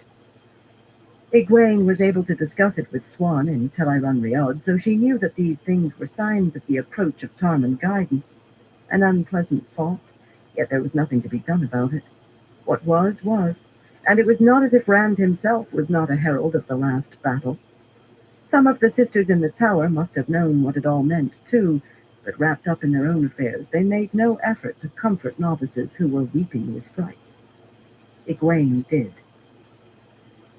"The world is full of strange wonders," she told Corrida, a pale-haired girl who was sobbing face down on her bed. Only a year younger than herself, Corrida was most definitely still a girl, despite a year and a half in the tower. "I'd be surprised if some of those wonders appear in the White Tower. What better place?" She never mentioned the last battle to these girls. That was hardly likely to be any comfort. "But she walked into a wall," Corrida wailed, raising her head. Her face was red and blotchy, and her cheeks glistened damply. "A wall! And then none of us could find the classroom, and Pedra couldn't either, and she got cross with us. Pedra never gets cross. She was frightened, too." "I'll wager Pedra didn't start crying, though." Egwene sat down on the edge of the girl's bed and was pleased that she did not wince. Novice mattresses were not noted for softness. "The dead can't harm the living, Corrida. They can't touch us. They don't even seem to see us. Besides, they were initiates of the tower or else servants here. This was their home as much as it is ours. And as for rooms or hallways not being where they're supposed to be, just remember that the tower is a place of wonders. Remember that, and they won't frighten you." It seemed feeble to her, but Corrida wiped her eyes and swore she would never be frightened again. Unfortunately, there were 102 like her, not all so easily comforted. It was enough to make Egwene angrier at the sisters in the tower than she already had been. Her days were not all lessons and comforting novices and being punished by the mistress of novices, though the last did take up an unfortunate amount of each day. Silviana had been right to doubt that she would have much free time. Novices were always given chores. Often it was make work, since the tower had well over 1,000 serving men and women without counting laborers. But physical work helped build character, so the tower had always believed. Plus, it helped keep the novices too tired to think of men, supposedly. She was loaded down with chores beyond what the novices were given, though. Some were assigned by sisters who considered her a runaway, others by Silviana in the hope that weariness would dull the edge of her rebellion. Daily, after one meal or another, she scrubbed dirty pots with coarse salt and a stiff brush in the workroom off the main kitchen. From time to time, Laris would put her head in, but she never spoke. And she never used her long spoon, even when Egwene was massaging the small of her back, aching from being head down in a large kettle rather than scrubbing. Laris dealt out smacks aplenty to scullions and undercooks who tried to play pranks on Egwene, as was customary with novices sent to work in the kitchen. Supposedly that was just because, as she announced loudly every time she gave a thwack, they had plenty of time to play when they were not supposed to be working, but Egwene noticed that Laris was not so quick when someone goosed one of the true novices, or tipped a cup of cold water down the back of her neck. It seemed she did have an ally of sorts, if she could only figure out how to make use of her. She hauled water in buckets hanging from the ends of a pole balanced across her shoulders to the kitchen, to the novices' quarters, to the accepteds' quarters, all the way up to the Aja quarters.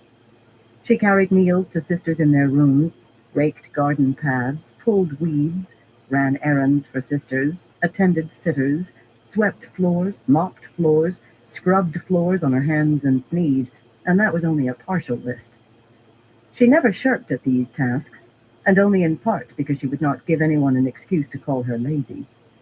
In a way, she viewed them as penance for not having prepared before turning the harbor chain to Quendiar. Penances were to be borne with dignity, as much dignity as anyone can have while scrubbing a floor anyway. Besides, visiting the accepteds' quarters gave her a chance to see how they viewed her. There were 31 in the tower, but at any given time some were teaching novices and others taking lessons of their own, so she seldom found more than 10 or 12 in their rooms, around the 9-tiered well surrounding a small garden. Word of her arrival always spread quickly, though, and she never lacked an audience. At first, many of them tried to overwhelm her with orders, especially Mare, a plump, blue-eyed Arafellan, and Assail, a slim Tarabonner with pale hair and brown eyes. They had been novices when she came to the tower, and already jealous of her quick rise to accepted when she left. With them, every second sentence was fetch that or carry this there. For all of them, she was the novice who had caused so much difficulty, the novice who thought she was the Amelin's seat. She carried pails of water till her back ached, uncomplaining, yet she refused to obey their commands, which earned her more visits to the mistress of novices, of course. As the days passed, as her continual trips to Silviana's study showed no effect, however, that flow of commands dwindled and finally ceased. Even Assail and Mare had not really been trying to be mean, only to behave as they thought they should in the circumstances, and they were at a loss as to what to do with her. Some of the accepted showed signs of fright at the dead walking and the interior of the tower changing, and whenever she saw a bloodless face or teary eyes, she would say the same things she told the novices, not addressing the woman directly, which might have gotten her back up rather than soothing her, but as if talking to herself. It worked as well with accepted as with novices. Many gave a start when she began, or opened their mouths as though to tell her to be quiet, yet none did, and she always left a thoughtful expression behind. The accepted continued to come out onto the stone-railed galleries when she entered, but they watched her in silence as though wondering what she was. Eventually she would teach them what she was. Them and the sisters, too. Attending sitters and sisters, a woman in white standing quietly in the corner quickly became part of the furniture, even when she was notorious. If they noticed her, they changed their conversation, yet she overheard many snippets, often of plots to avenge some slight given or wrong done by another Aja. Oddly, most of the sisters seemed to see the other Ajas inside the tower as more their enemies than they did the sisters in the camp outside the city. And the sitters were not much better. It made her want to slap them. True, it boded well for relations when the other sisters returned to the tower, but still. She did pick up other things.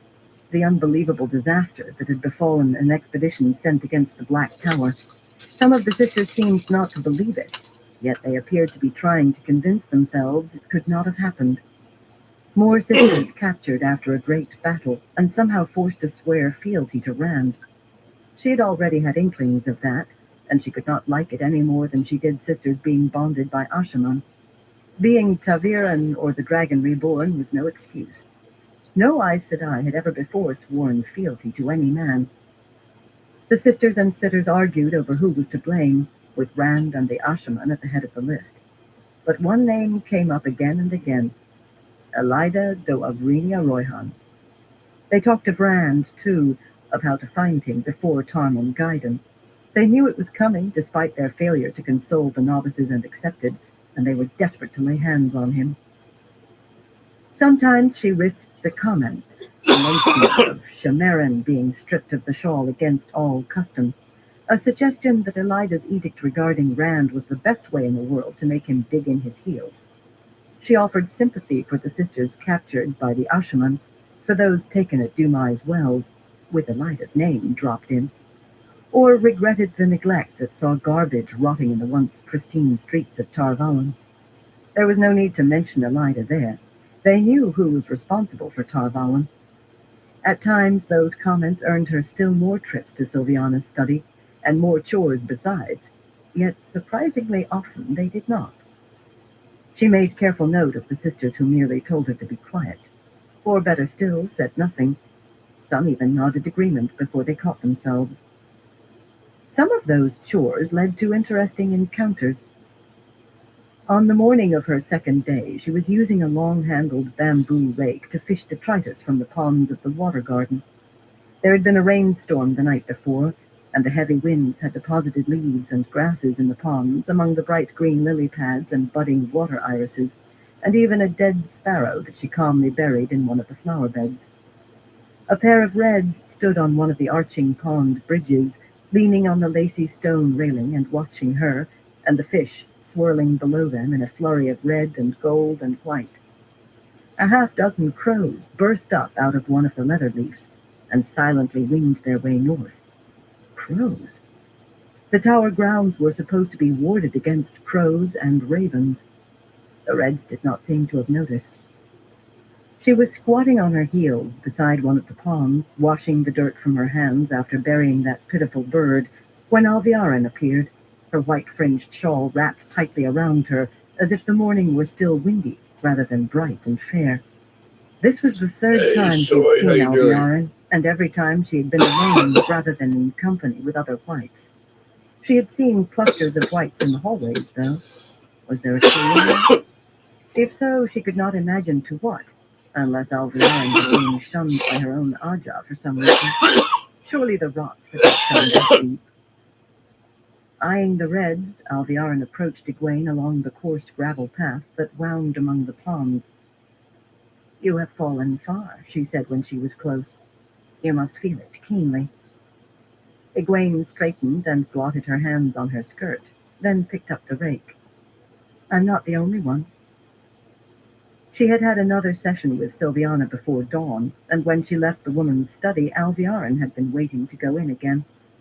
That was a daily ritual for the white, and the talk of the novices' quarters, with every tongue speculating on the why of it. "My mother always says, don't weep over what can't be mended. It seems good advice under the circumstances." Faint spots of color appeared in Alviarin's cheeks. "But you seem to be weeping a good deal, endlessly by all reports. Surely you would escape that if you could." Egwene caught another oak leaf on the broom and brushed it off into the wooden pail of damp leaves at her feet. "Your loyalty to Elida isn't very strong, is it?" "Why do you say that?" Alviarin said suspiciously. Glancing at the two reds, who appeared to be paying more mind now to the fish than Egwene, she stepped closer, inviting lowered voices. Egwene fished at a long strand of grass that had to have come all the way from the plains beyond the river. Should she mention the letter this woman had written to Rand, practically promising him the White Tower at his feet? No. That piece of information might prove valuable, but it seemed the sort of thing that could only be used once. She stripped you of the Keeper's stole and ordered your penance. That's hardly an inducement to loyalty. Alviarin's face remained smooth, yet her shoulders relaxed visibly. Aes Sedai seldom showed so much. She must feel under phenomenal strain to be so little in control of herself. She darted a look at the Reds again. Think on your situation, she said in near a whisper. If you want an escape from it, well, you may be able to find one. I am content with my situation, Egwene said simply. Alviarin's eyebrows quirked upwards in disbelief, but with another glance at the Reds, one was watching them now rather than the fish, she glided away, a very fast glide, on the verge of breaking into a trot. Every 2 or 3 days she would appear while Egwene was doing chores, and while she never openly offered help with an escape, she used that word frequently, and she began to show frustration when Egwene refused to rise to her bait. Bait it was, to be sure. Egwene did not trust her. Perhaps it was that letter, surely designed to draw Rand to the clutches. Or maybe it was the way she kept waiting for Egwene to make a move, to beg, possibly. Likely Alviarin would try to set conditions then. In any case, she had no intention of escaping unless there was no other choice, so she always gave the same response. I am content with my situation. Alviarin began grinding her teeth audibly when she heard that. On the 4th day, she was on her hands and knees, scrubbing blue and white floor tiles, when the boots of 3 men, accompanied by a sister in elaborately red-embroidered gray silk, passed her. A few paces on, the boots stopped. That be her, a man's voice said, in the accents of Ilion.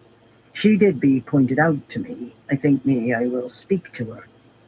She's only another novice, Matin Stepaneus, the sister told him. You wanted to walk in the gardens. Egwene dipped her scrub brush in the bucket of soapy water and began another stretch of tiles. Fortune stab me, Cariandra. This may be the White Tower, but I do still be the lawful king of Ilion, and if I want to speak to her, with you for chaperone, all very proper and decent, then I will speak with her. I did be told she did grow up in the same village with Althor. One set of boots, black till they glistened, approached Egwene. Only then did she stand, the dripping brush in one hand. She used the back of the other to brush her hair out of her face. She refrained from knuckling the small of her back, much as she wanted to. Matin Stepaneus was stocky and almost entirely bald, with a neatly trimmed white beard in the Illianer fashion and a heavily creased face. His eyes were sharp and angry. Armor would have suited him better than the green silk coat embroidered with golden bees on the sleeves and lapels. Just another novice, he murmured. I think you be mistaken, Cariandra. The plump Red, her lips compressed, left the 2 serving men with the flame of Tarvalin on their chests and joined the balding man. Her disapproving gaze touched Egwene briefly before shifting to him. She's a much-punished novice who has a floor to scrub. Come, the gardens should be very pleasant this morning. What be pleasant, he said. Do be talking to someone other than Aes Sedai, and only of the Red Aja at that, since you do manage to keep me from any others. On top of which, the servants you did give me might as well be mutes, and I think the tower guards do have orders to hold their tongues around me as well. He fell silent as 2 more Red sisters approached. Nesita, plump and blue-eyed and mean as a snake with the itch, nodded companionably to Cariandra, while Barasine handed Egwene the by now all too familiar pewter cup. The Reds seemed to have custody of her in a way, at least her watchers and minders were always Reds, and they seldom let much more than the promised hour pass before someone appeared with the cup of fork-root tea. She drained it and handed it back. Nesita seemed disappointed that she did not protest or refuse, but there seemed little point. She had once, and Nesita had helped pour the vile stuff down her throat using a funnel she had ready in her belt pouch. That would have been a fine show of dignity in front of Matin Stepaneus. He watched the silent exchange with puzzled interest, though Cariandra plucked at his sleeve, urging him again to his walk in the gardens. Sisters bring you water when you thirst? He asked when Barasine and Nisita glided away. A tea they think will improve my mood, she told him. You look well, Matin Stepaneus, for a man Elida had kidnapped. That tale was the talk of the novices' quarters, too.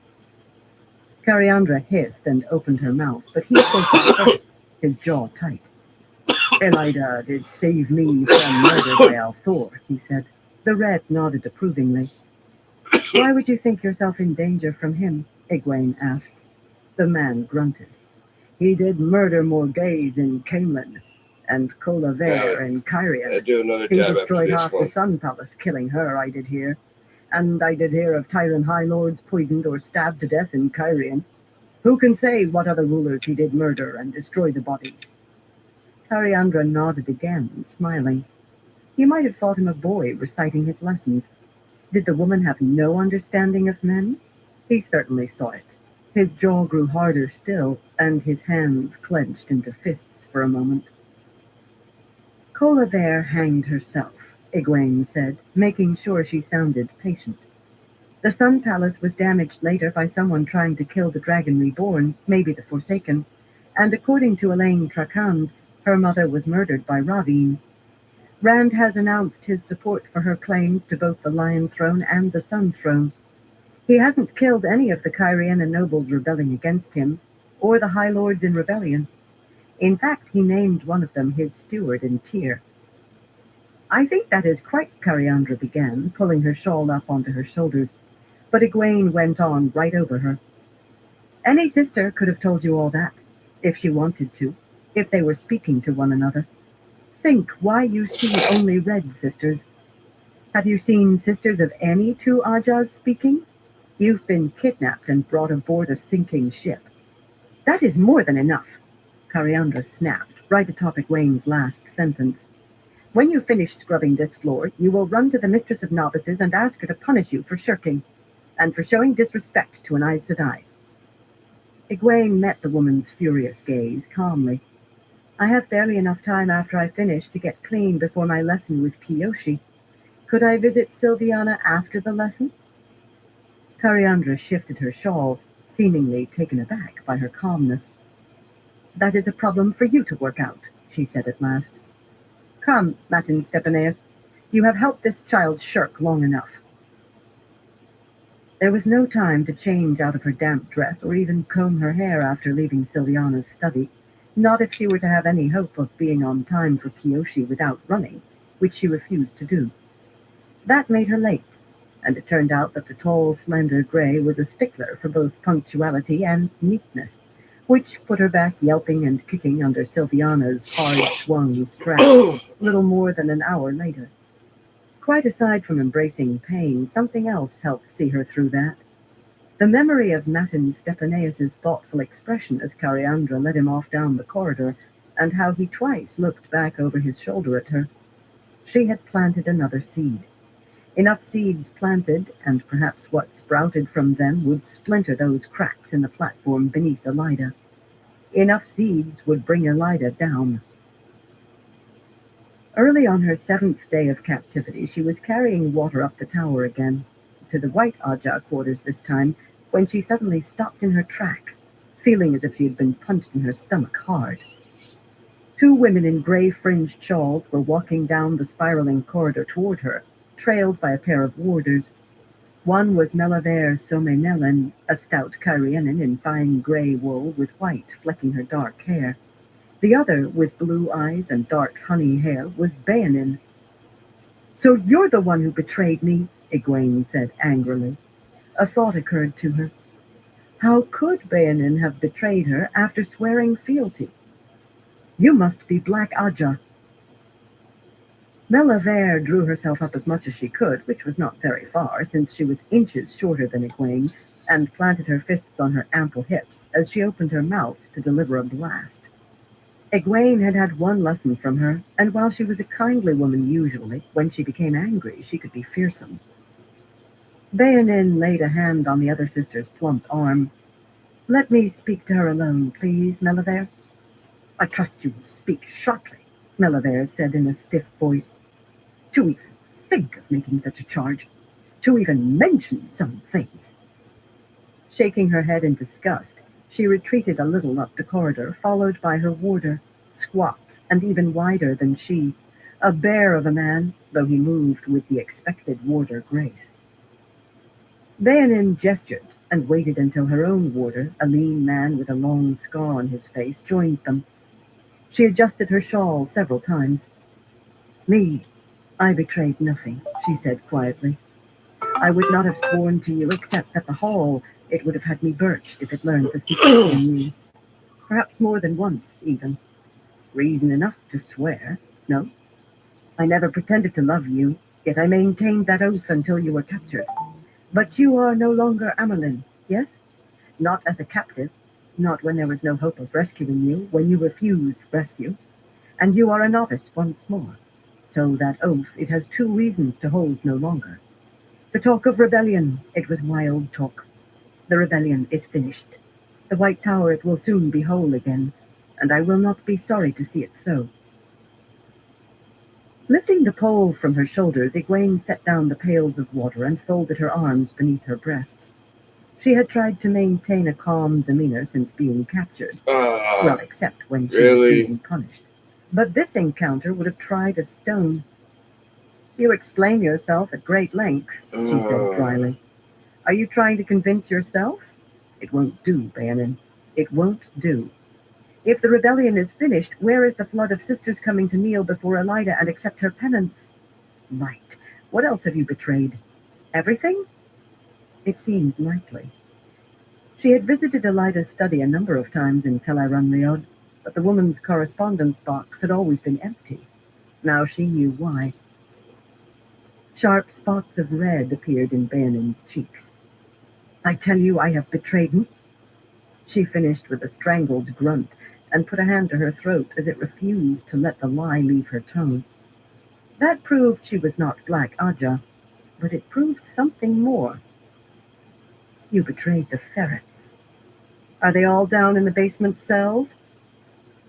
Bayanin's eyes flashed up the corridor. Meliver was talking with her warder, his head bent close to hers.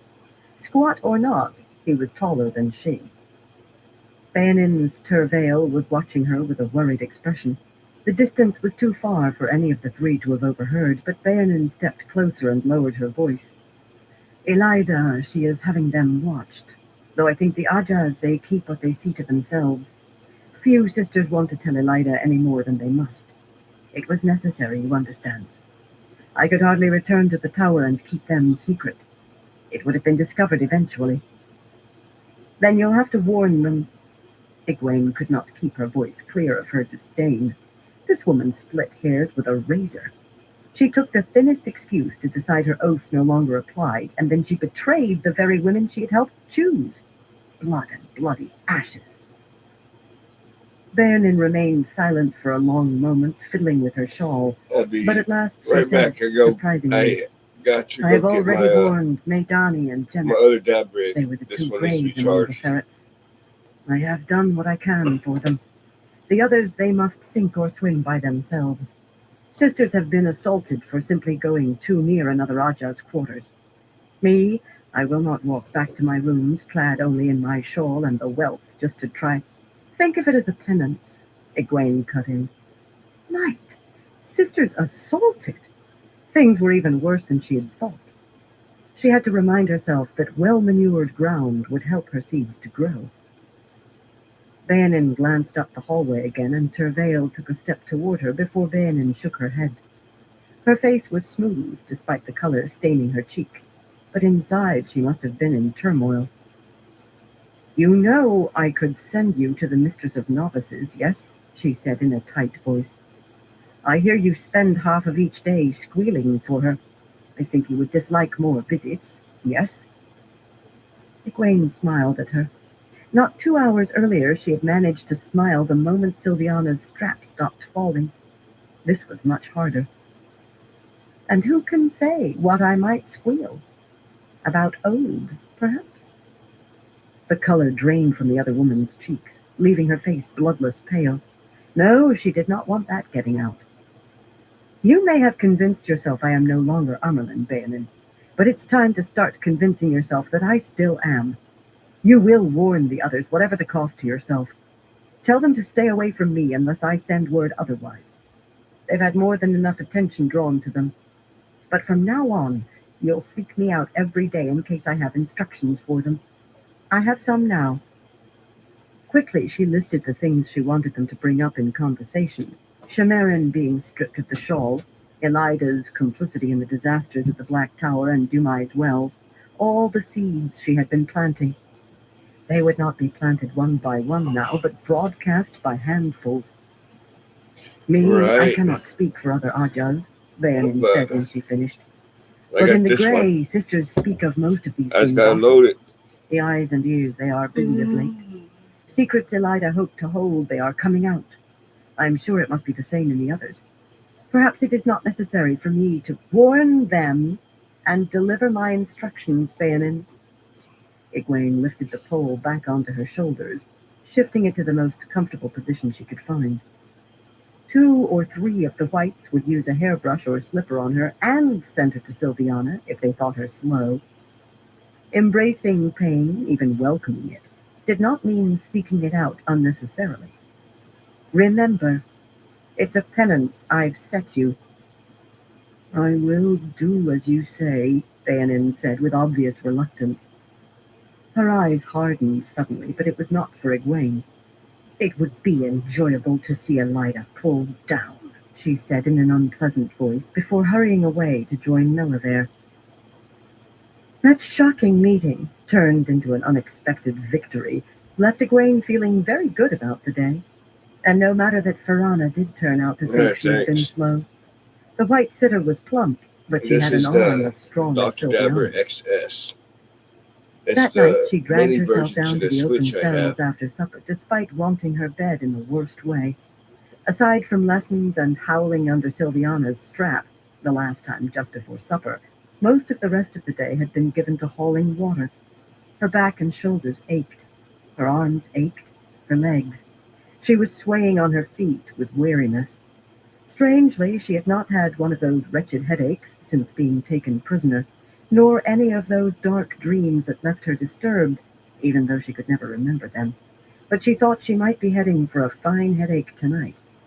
That would make telling true dreams difficult, and she had had some fine ones lately, about Rand, Matt, Perrin, even Gawain, though most dreams of him were just that. 3 white sisters she knew in passing were guarding Lyanna. Nagora, a lean woman with pale hair worn in a roll on her nape, who sat very straight to make up for her lack of stature. Noreen, lovely with her large liquid eyes, but often as vague as any brown. And Niyasi, tall and plump, with iron-gray hair, a stern woman who brooked no nonsense and saw nonsense everywhere. Nagora, surrounded by the light of Saidar, held the shield on Lyanna, but they were arguing over some point of logic that Egwene could not make out from the little she heard. She could not even tell whether there were 2 sides to the argument or 3. There were no raised voices, no shaken fists, and their faces remained smooth Aes Sedai masks, but the coldness in their voices left no doubt that had they not been Aes Sedai, they would have been shouting, if not trading blows. She might as well not have existed for all the attention they paid her entrance. Watching the 3 from the edge of her eye, she moved as close to the iron latticework as she could and gripped it with both hands to steady herself, like she was tired. I saw Bayanin today, she said softly. She's here in the tower. She claimed her oath to me no longer held because I was no longer the Amelin seat. Lyanna gasped and stepped near enough that she was brushing the iron bars. She betrayed us? The inherent impossibility of dissimulated structures is a given, Nagora said firmly. Her voice was an icy hammer. A given. She denies it, and I believe her, Egwene whispered, but she admitted betraying the ferrets. Elida is only having them watched for the moment, but I told Bayanin to warn them, and she said she would. She said she'd already warned Maidani and Janet, but why would she betray them and then tell them about it? And she said she would like to see Elida pulled down. Why would she flee to Elida if she still wants her brought down? She as much admitted no one else has abandoned our cause. I'm missing something, and I'm too tired to see what it is. A yawn that she barely managed to cover with a hand cracked her jaw. Dissimulated structures are implied by 4 of the 5 axioms of sixth-order rationality, Miyasi said just as firmly. Strongly implied. So-called sixth-order rationality has been discarded as an aberration by anyone with intellect, Noreen put in, a touch sharply. But dissimulated structures are fundamental to any possibility of understanding what is happening right here in the tower every day. Reality itself is shifting, changing day by day.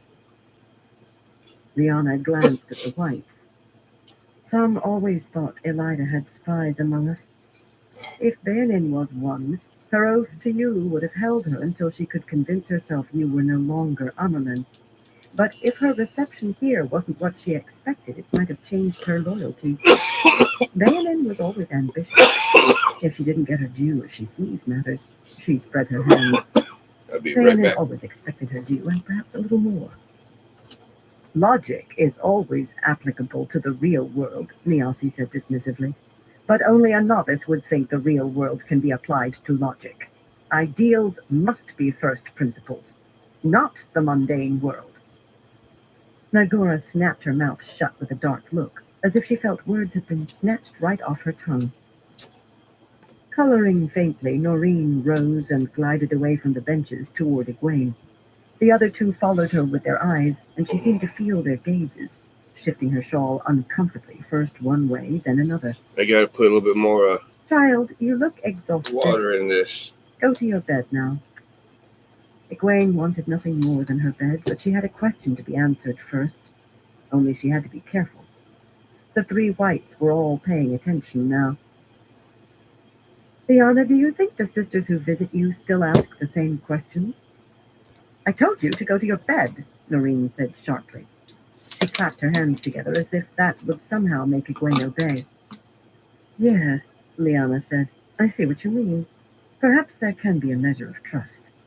A small measure, Egwene said. Noreen planted her fists on her hips. There was little coolness in her face or her voice, and no vagueness at all about her. Since you refuse to go to your bed, you can go to the Mistress of Novices and tell her you disobeyed a sister. Of course, Egwene said quickly, turning to go. She had her answer. Bayanin had not passed on traveling, and that meant she likely had not passed on anything else. Perhaps there could be a little trust. And besides, Nagora and Miyasi were advancing on her. The last thing she wanted was to be dragged bodily to Sylviana's study, something Miyasi, at least, was quite capable of. She had even stronger arms than Piranha. On the morning of her 9th day back in the tower, before first light, Doacine herself came to Egwene's small room to give her morning dose of healing. Outside, rain was falling with a dull roar. The 2 Reds who had been watching over her sleep gave her her fork root, frowning at Doacine, and hurried away. The yellow sitter snorted in contempt when the door closed behind them.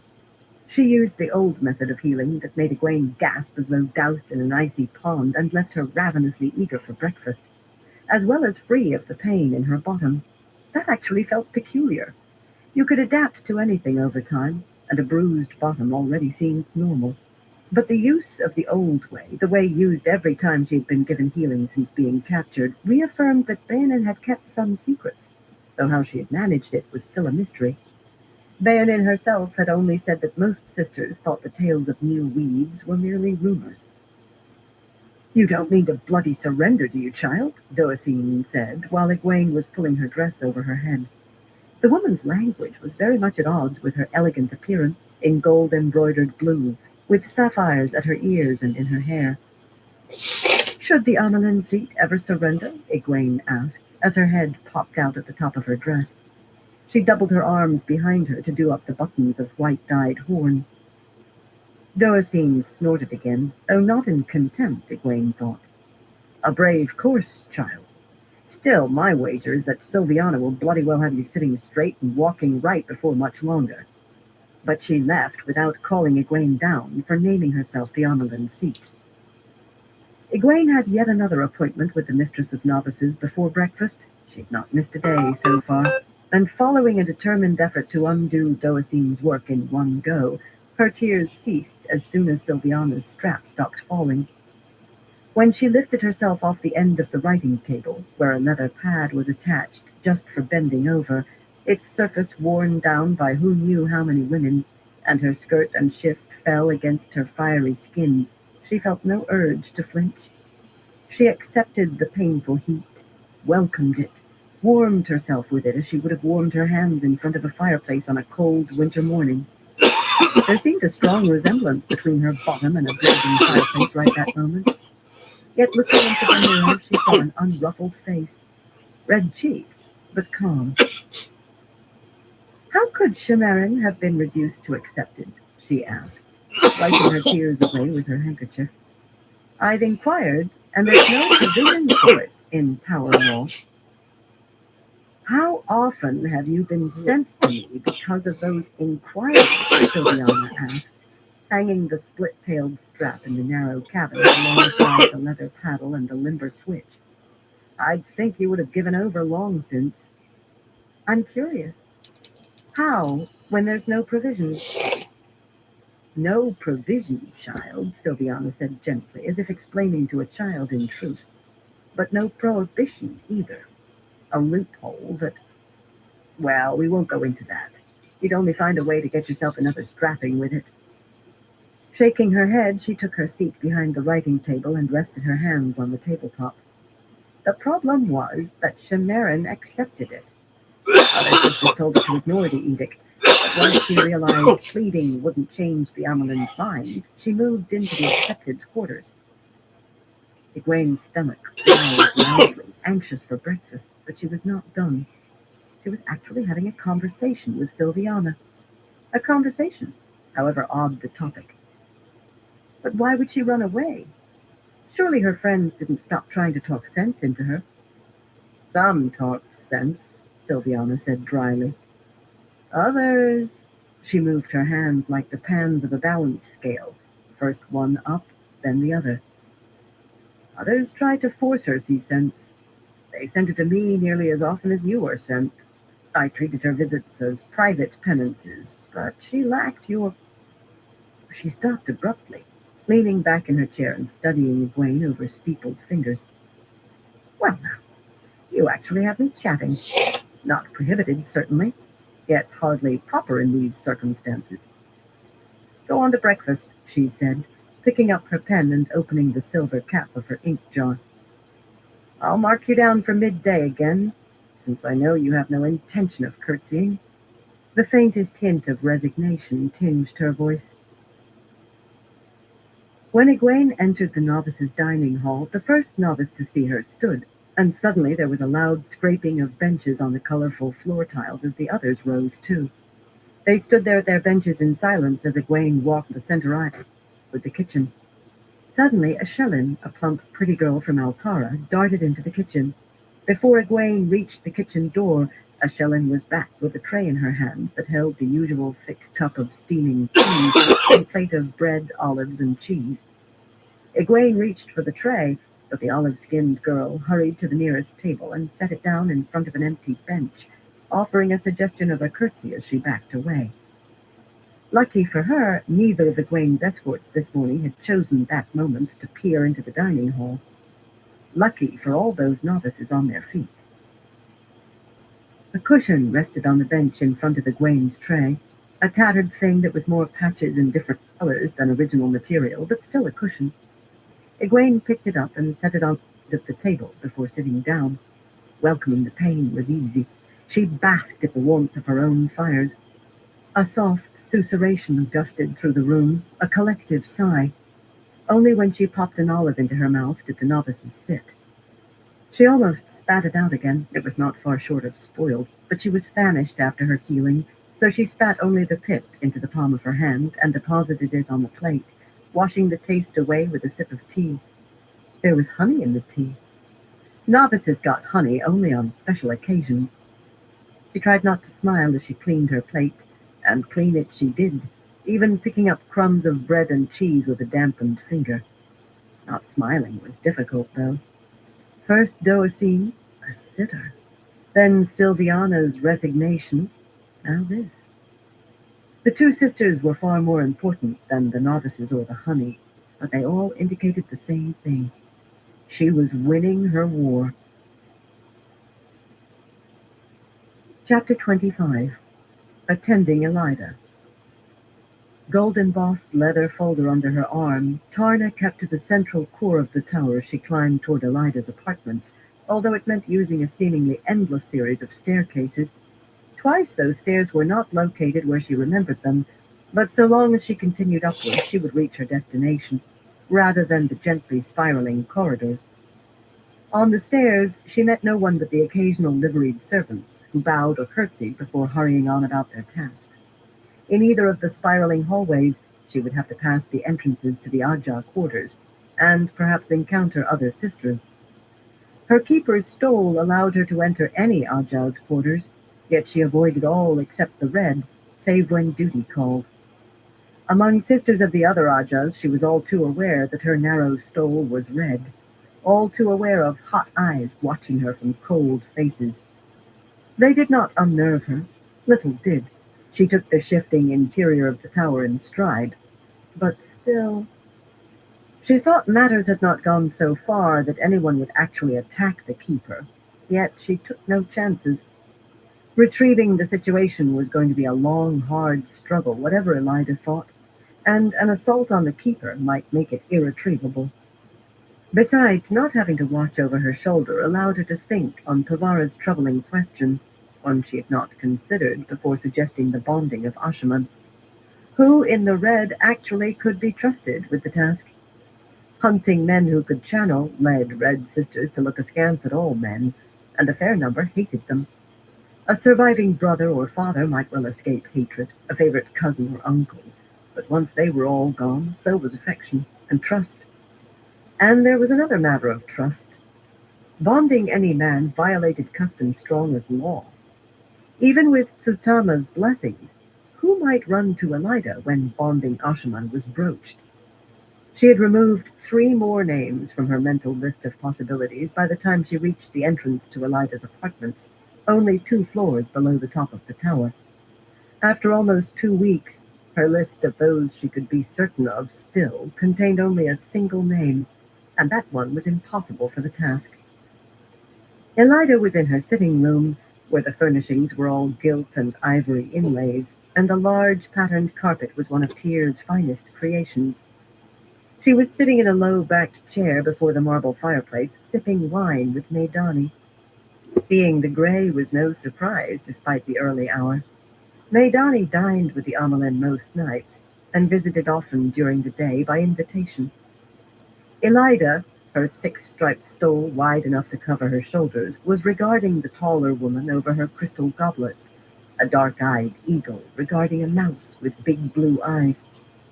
Maidani, emeralds at her ears and on a wide collar around her slim throat, seemed very conscious of that gaze. Her full lips smiled, but they seemed tremulous. The hand not holding her goblet moved constantly, touching the emerald comb over her left ear, patting her hair, covering her bosom, which was largely exposed by her snug bodice of brocaded silvery gray silk. Her bosom was hardly excessive, yet her slenderness made it seem so, and she appeared about to pop free of the garment. The woman was garbed for a ball, or a seduction. "The morning reports are ready, Mother," Tarna said, bowing slightly. Right. She felt as if she had intruded on lovers. "You won't mind leaving us, Maidani?" Even the smile Elida directed at the yellow-haired woman was predatory. "Of course not, Mother." Maidani set her goblet on the small table beside her chair and leaped to her feet, offering a curtsy that nearly had her out of her dress. "Of course not." She scurried from the room, breathing hard, her eyes wide. When the door closed behind her, Elida laughed. "We were pillow friends as novices," she said, rising, "and I believe she wants to renew the relationship. I may let her. She might reveal more on the pillows than she's let slip so far." which is nothing, truth to tell. She strode to the nearest window and stood staring down toward where her fantastical palace would rise to overtop the tower itself. Eventually, if sisters could be convinced to work on it again. The heavy rain that had begun during the night was still falling, and it seemed unlikely she could see anything of that palace's foundations, all that had been completed so far. Help yourself to wine if you wish. Tarna kept her face smooth with an effort. Pillow friends were common among novices and accepted, but girlhood things should be left behind with girlhood. Not all sisters saw it so, certainly. Galena had been quite surprised when Tarna refused her advances after gaining the shawl. She herself found men far more attractive than women. Most seemed heavily intimidated by Aes Sedai, to be sure, especially if they learned you were Red Aja. But over the years she had come across a few who were not. That seems odd, Mother, she said, putting the leather folder down on the side table that held an ornately wrought golden tray bearing a crystal wine pitcher and goblets. She appears frightened of you. Filling a goblet, she sniffed the wine before sipping. The keepings seemed to be working, for now. Elida had finally agreed that that weave, at least, must be shared. Almost as if she knew that you know about her being a spy. Of course she's afraid of me. Sarcasm dripped heavily from Elida's voice, but then hardened to stone. I want her afraid. I intend to put her through the mangle. By the time I have her birched, she'll tie herself to the birching frame if I order it. If she knew I knew, Tarna, she'd be fleeing instead of delivering herself into my hands. Still staring out into the rainstorm, she sipped at her wine. Have you any news of the others? No, Mother. If I could inform the sitters of why they're to be watched. No, Elida snapped, spinning to face her.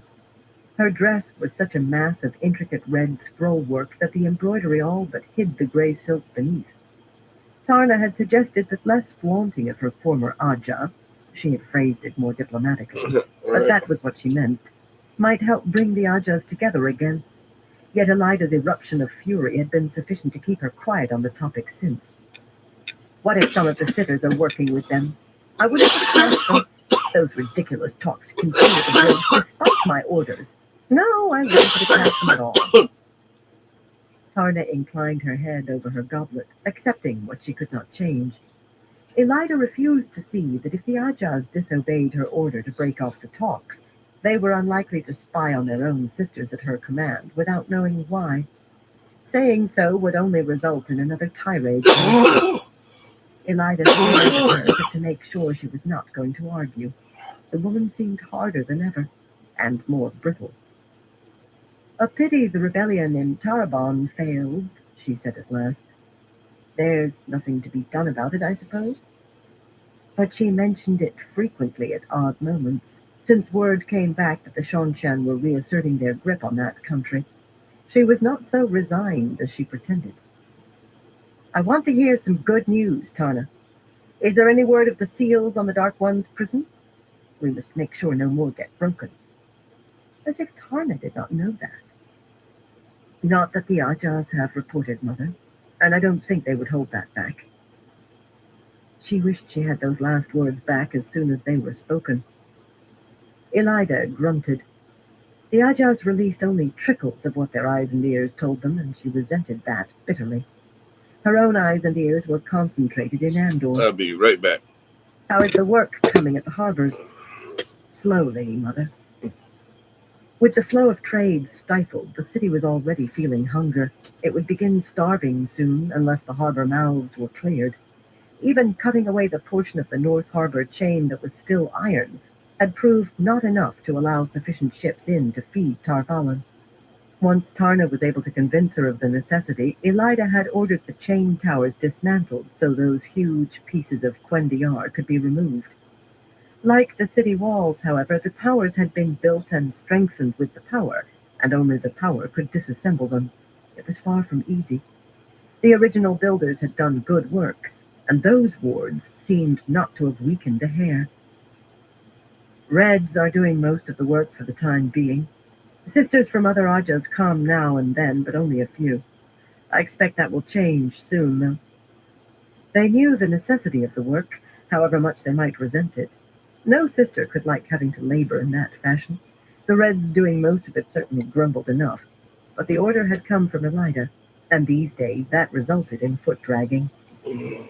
Elida breathed heavily, then took a long drink. She seemed to need it. Her hand gripped the goblet so hot.